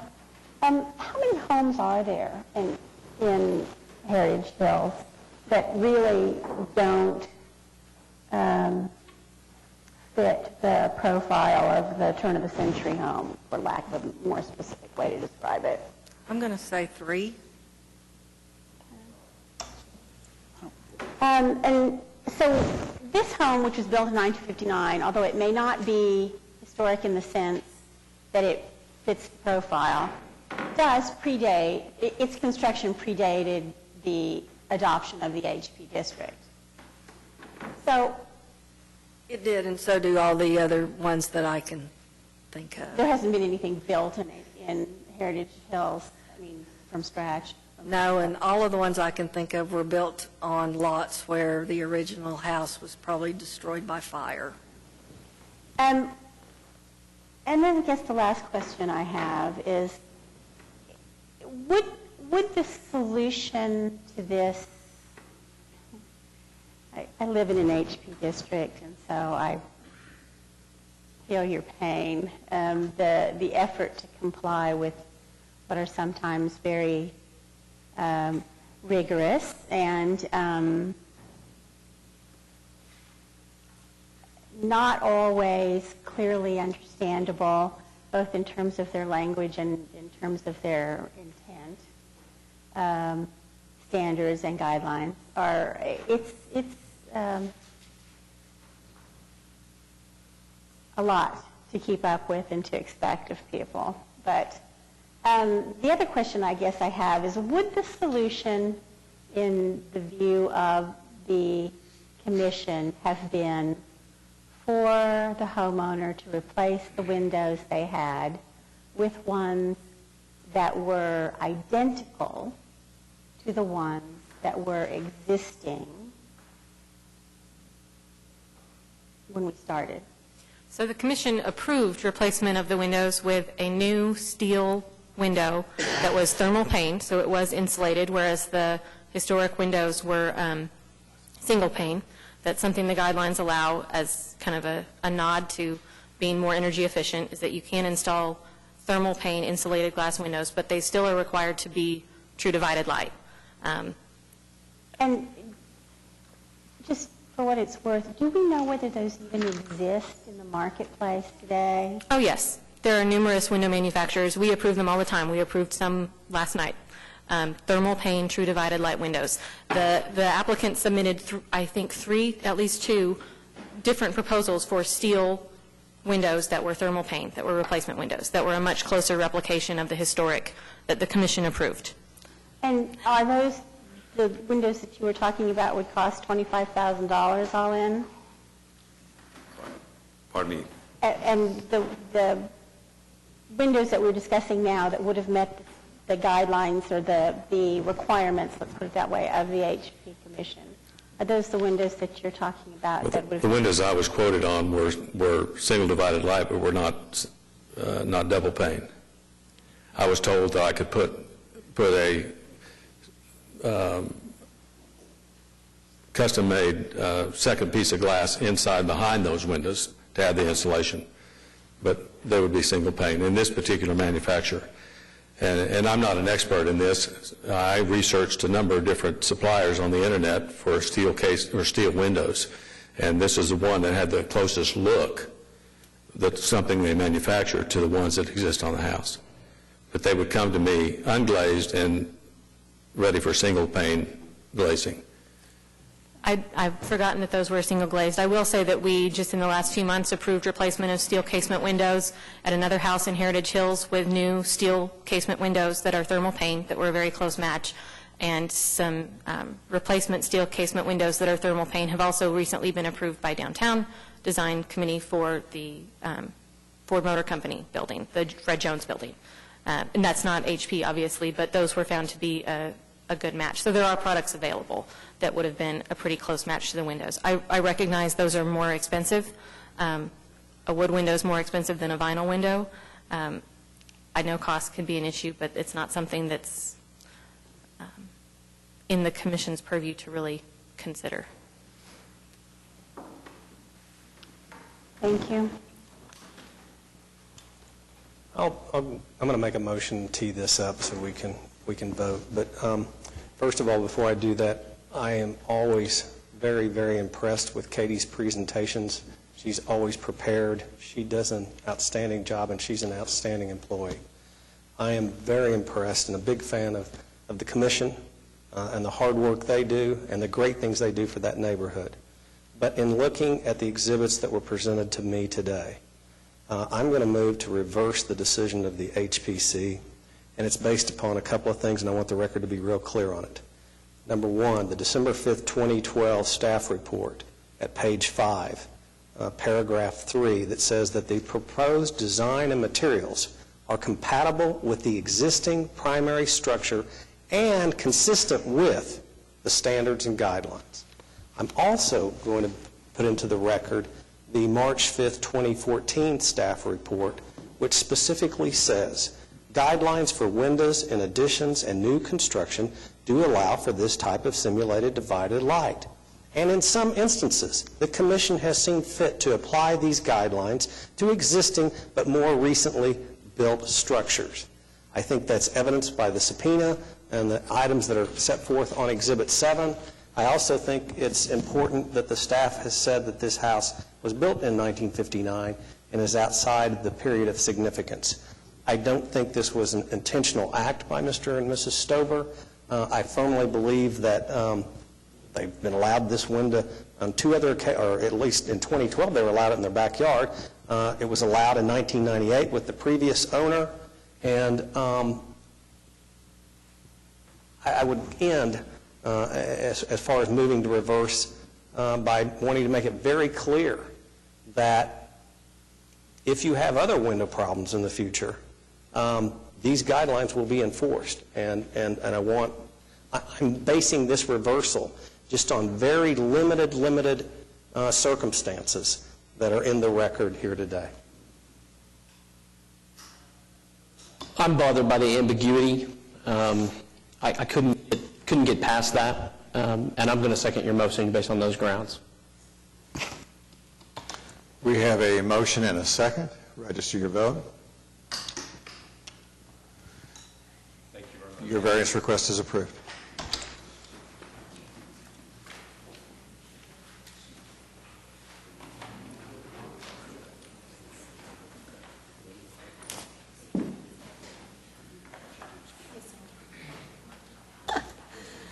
Item number 16, case number 13962, appeal of Surrey Hills Homeowners Association of the decision of an administrative official regarding the definition of family located at 11012 Coachman's Road. Mr. Chairman, if I might, I know Mr. Stonecipher is going to have to recuse, but the gentleman on item number 10 will back up. I have no problem if you want to take that up while everybody's in here. If there's no objection from the board, we'll accept that way they don't have to wait any longer, if that's okay. Thank you.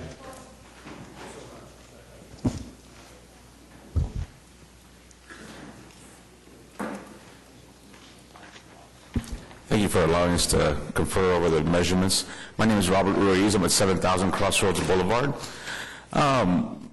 We don't have copies of this, but we'd like for you guys to, it just illustrates a little bit of what we're kind of up against as far as limitations of about where we can put landscaping. Basically, we have a continuous, well, it's not a continuous median, but a median about 90 feet, and then a gap for vehicles to go through, and then another continuous median. Now, I might ask for a little bit of a clarification on the 300-point landscape rule, whether that has to be continuous landscaping to start within 10 feet, or whether that that must be. I'm sorry. Go ahead. Sure. Let me just ask you: are you going to landscape this median? Yes, the median. Then I would withdraw my objection. Okay. But it's more of a linear median, and we can only go deep as opposed to around. So, as soon as I see it, I'll probably agree.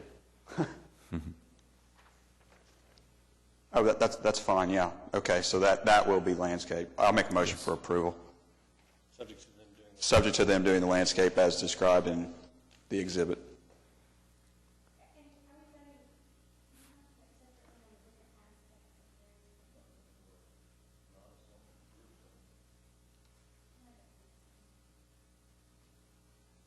You like to have made a motion, or do we have a motion and a second? And this is regarding the landscaping only, not the height. The height variance also. It's everything. Everything. I think it's, because the bridge is precluded leading. Okay, we are going to approve the 70-foot and the landscaping as revised. Okay. We have a motion and a second. Register your vote. Do we have a second? We don't have a second yet. Oh, no. Janice second. Okay, I'm sorry. I didn't hear it. I'm sorry. Just cast your vote. Register your vote. You are approved. Thank you. We appreciate it.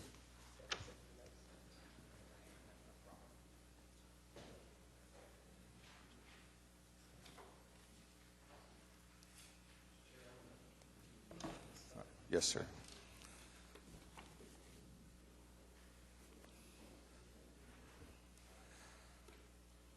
I'm Blaine Nice, 100 North Broadway, Oklahoma City, for the appellant. I said, this is matter. Ms. Crawford's here today.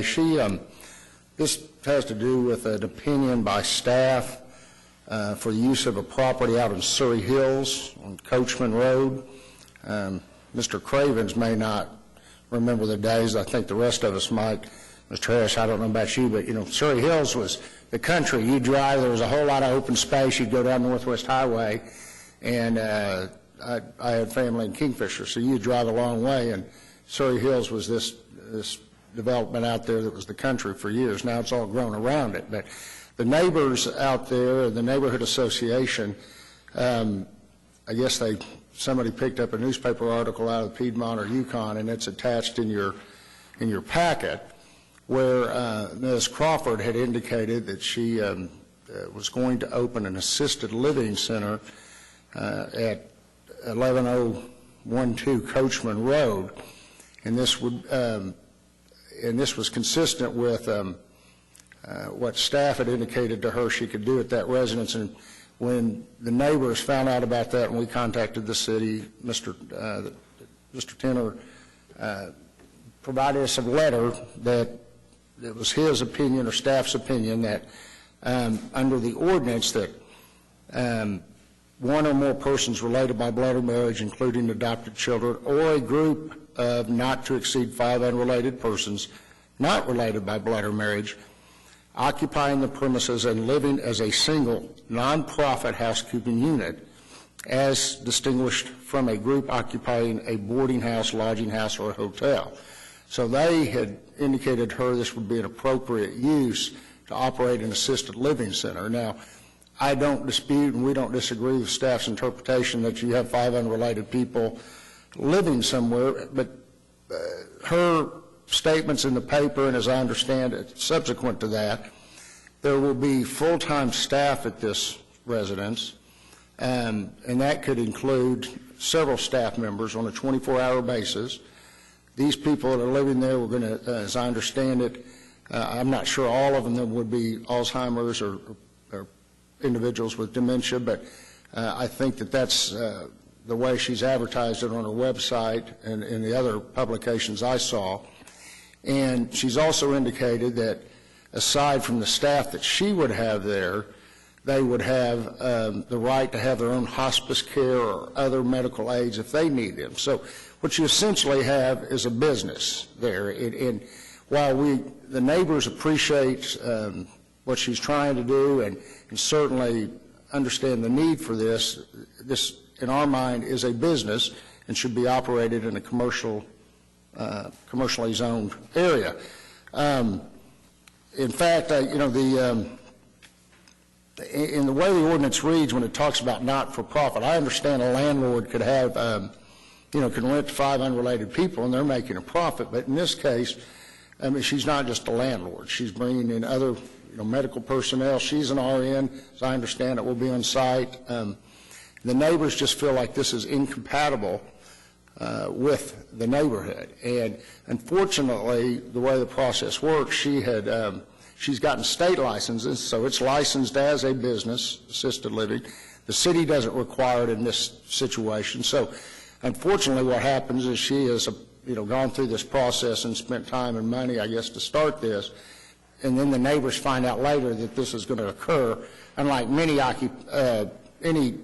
situations where a notice would have gone out previously and we could have had this discussion before she undertook this endeavor. So, that's unfortunate, but as I understand it, talking to staff, this may be a kind of a case of first impression with respect to this situation. I know there's other situations, say like an Oxford House, which is federally protected. This isn't, as I understand it, a federally protected class under the ADA.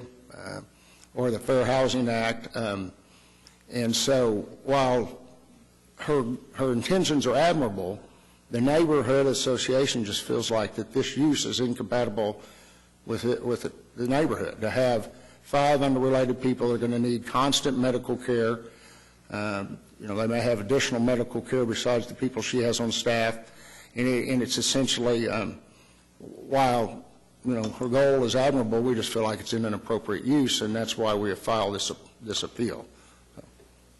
How many people are living there? Well, it's going to be up to 5. I think initially, in the article, it said 4 single units and a double unit, but the code does not allow more than 5. So the things I've seen sent bid would be 5. I don't know that she knew that at the time, but let's give them the opportunity to.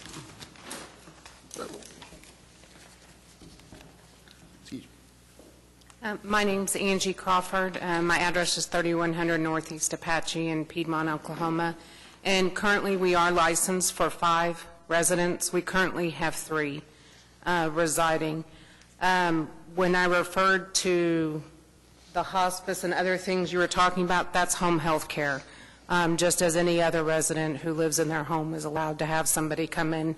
They're there for 30 minutes providing services that they've had prior to coming to that facility, where they can have physical therapy, occupational therapy, like you would if you were home. It's a home health benefit. It's not an institutional benefit, and it's billed under those type of benefits.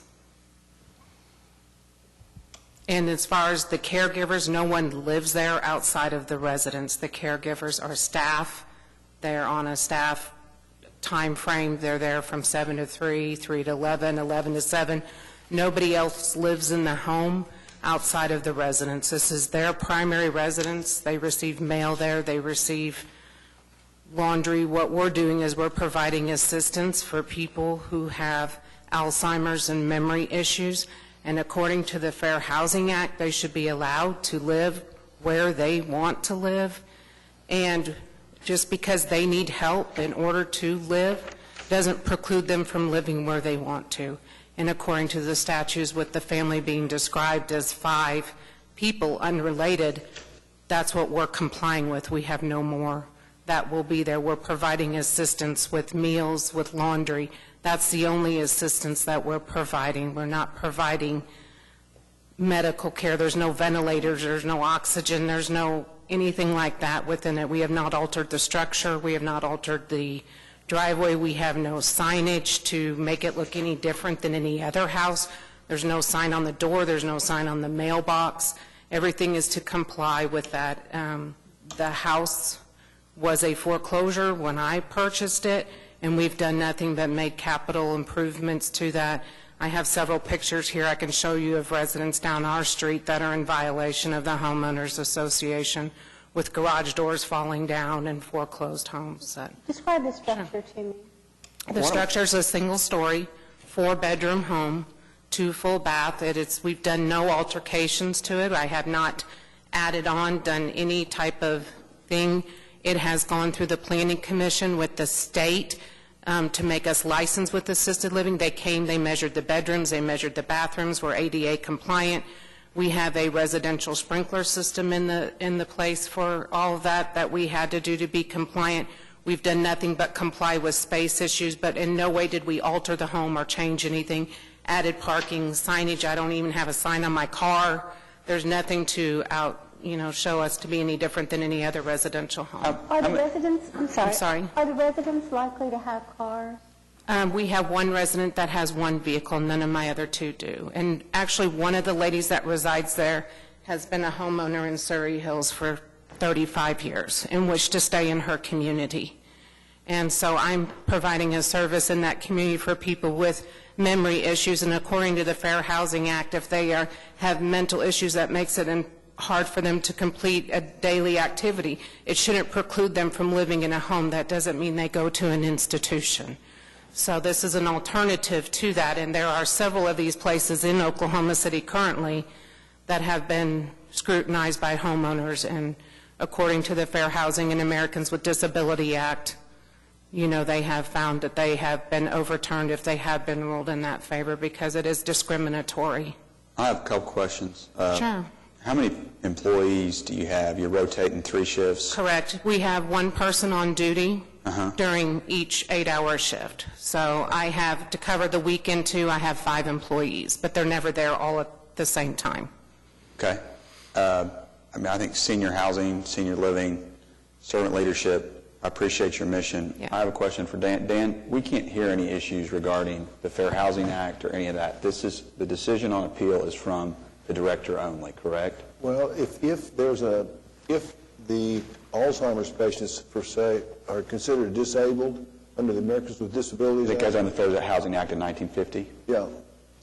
But I'm not aware of that, but, I mean, that would be a significant issue. But that would affect the interpretation of the ordinance regardless of how the board ruled on this. And I have a copy of that, and what they described as somebody who has a mental disability is it affects them to be able to complete activities of daily living.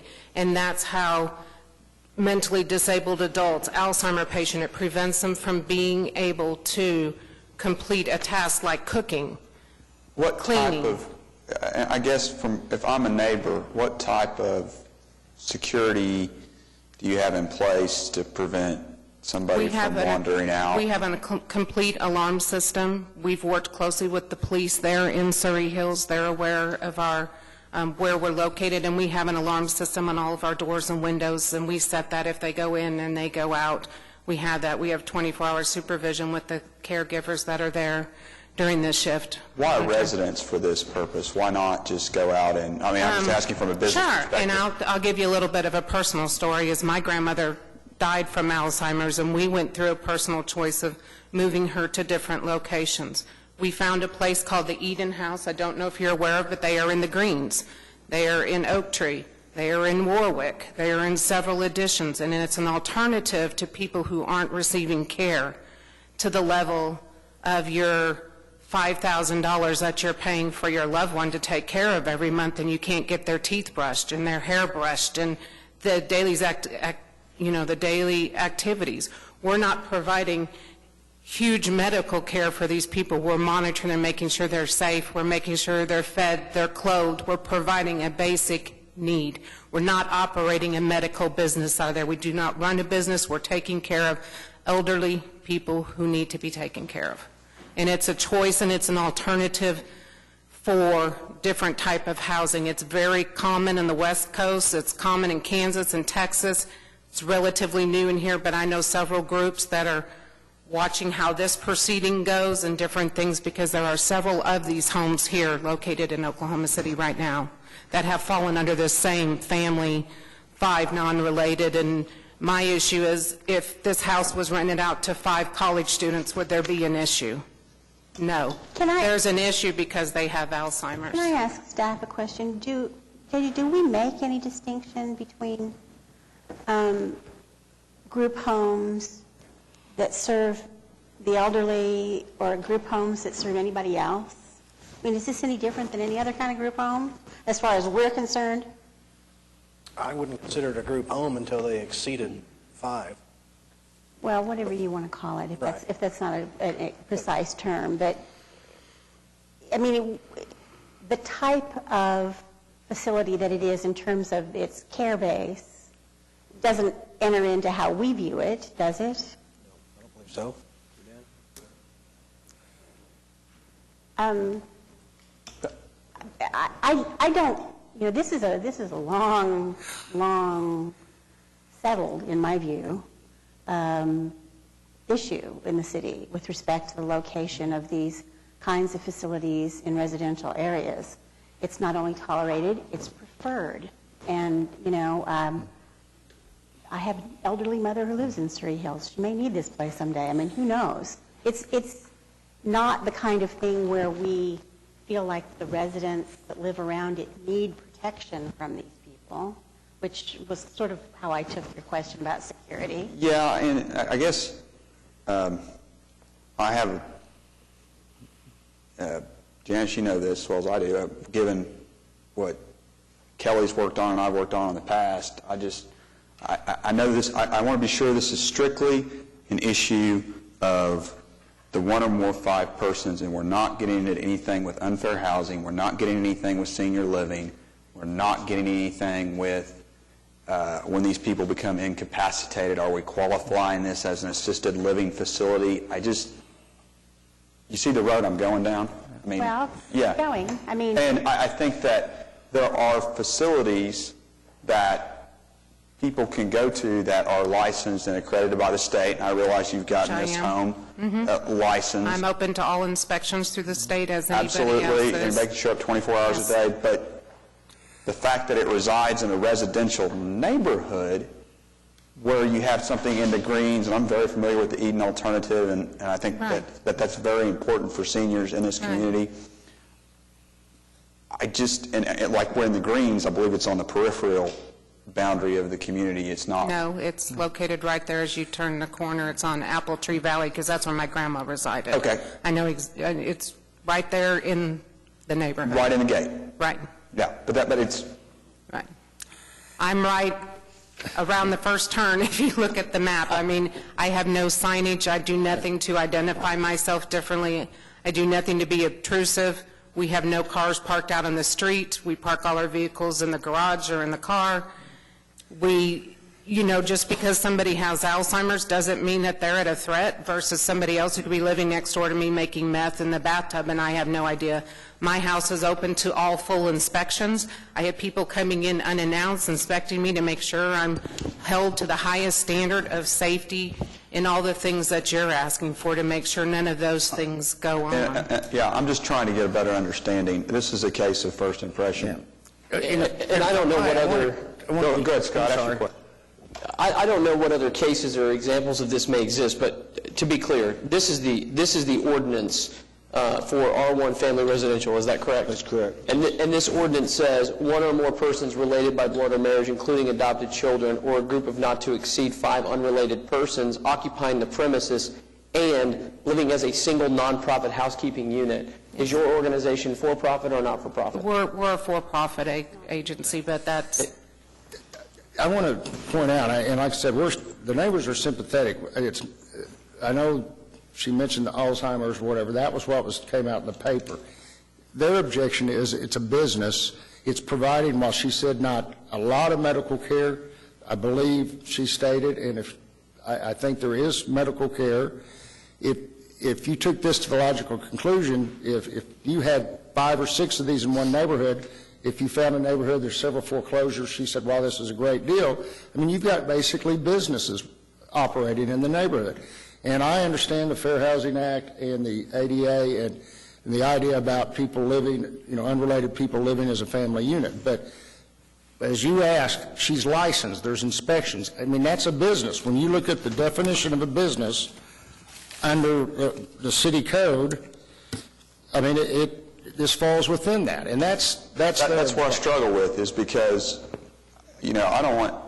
I want every senior to have the dignity of care. I serve on one of the largest retirement systems in the state for senior living, and I understand the issues that come from the Indian life and all that, but it says not-for-profit in the statute, and you're a for-profit business. But that's... Our legal counsel.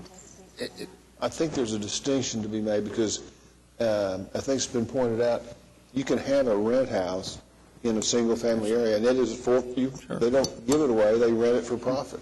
Sure. So and you could have 5 college students renting a building, and there's no reason that anybody in the homeowners would raise a flag. They do not like it because of Alzheimer patients, and that's where the discriminatory process comes into place, of they're discriminating against these 5 people when it's no different than somebody else renting and having 5 people living in that house. There's no difference, and people are allowed to have home care. They're allowed to have 24-hour personal nursing care. There's people in that neighborhood right now that have 24-hour round-the-staff home health aides that come in and help them eat and help them take care of them. All we're doing is providing an environment and a home and providing those same services they were receiving in their home. I'm sorry, I got to make sure, because this is, to me, this is a very much a legal statutory issue. Your position is that people could live under the terms of this statute in a rent house, up to 5 people. Yes. But because the statute, the ordinance is constructed with a conjunction and it requires both, So if that rent house exceeded more than 6 people, they'd be in violation of the statute. But a rent house can exist with 5 people, correct? Oh, okay. And I think I asked Mr. Chambliss, one question I have, what's the difference between this and a boarding house? I'm not sure that the code makes that distinction. I was going to point out that in the code it says as distinguished from. Yeah, but a tell me boarding what... house, lodging house, or hotel. I mean, arguably, this is a boarding house. What does a boarding house do? Licensed as a boarding house. That's different than this. They're providing services. When you have a rental house, yeah, you rent for profit, but you just rent the premises, and you don't come in every day and provide, services other than just renting the structure unless you're a boarding house. But I think what she's saying is she's operating as a single nonprofit housekeeping unit. You're not providing meals? Excuse me? You're providing meals? Yes, sir. Okay. Well, I mean, we're there to provide services for the elderly that are there, the same services that they would receive in their home. When home health aides come out to somebody's home, they're cooking meals for them. They're providing meals for them, and that's what we're doing. We're providing the same services that they're allowed to receive in their own home. So instead of going to an institution, they can still stay in a community that they wanted. I'm not exceeding the 5 people. I've gone through all the city. I've passed fire inspections, occupancy permits. I've done everything above the board to make notice. I'd never hid anything from the homeowners association. I was very open. I've had several people in the community walk by and say thank you. If I would have known about you, I wouldn't have had to put my wife somewhere I didn't want to put her and drive 30 miles down the road to go visit her. I could have walked here every day and seen my person. We need this in a community like Piedmont and Surrey Hills that doesn't have anything in that community. It's an alternative. I'm not trying to be a business. I'm not trying to put signage. I'm not trying to alter my structure, add on, build on. I'll never have more than 5. I'm only licensed through the state for 5.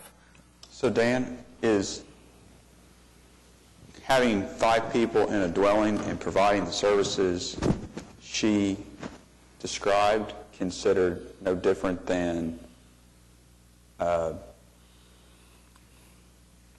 college guys living together? Okay, under your interpretation of the statute? No.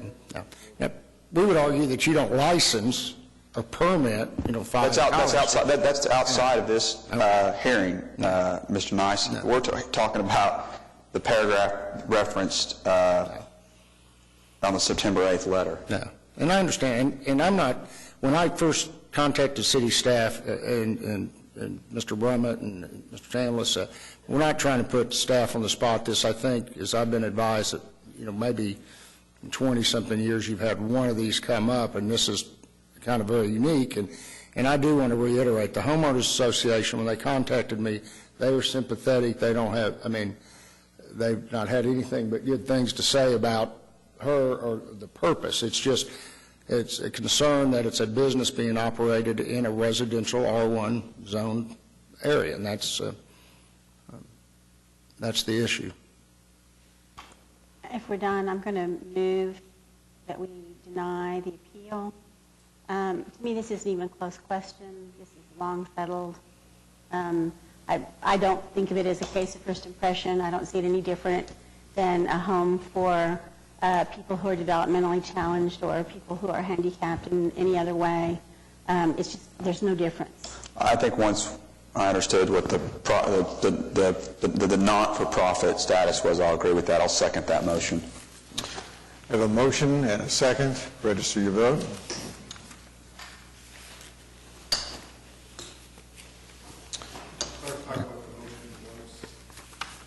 The motion was to deny the appeal, right? Thank you. Thank you. Thank you. Appreciate your time.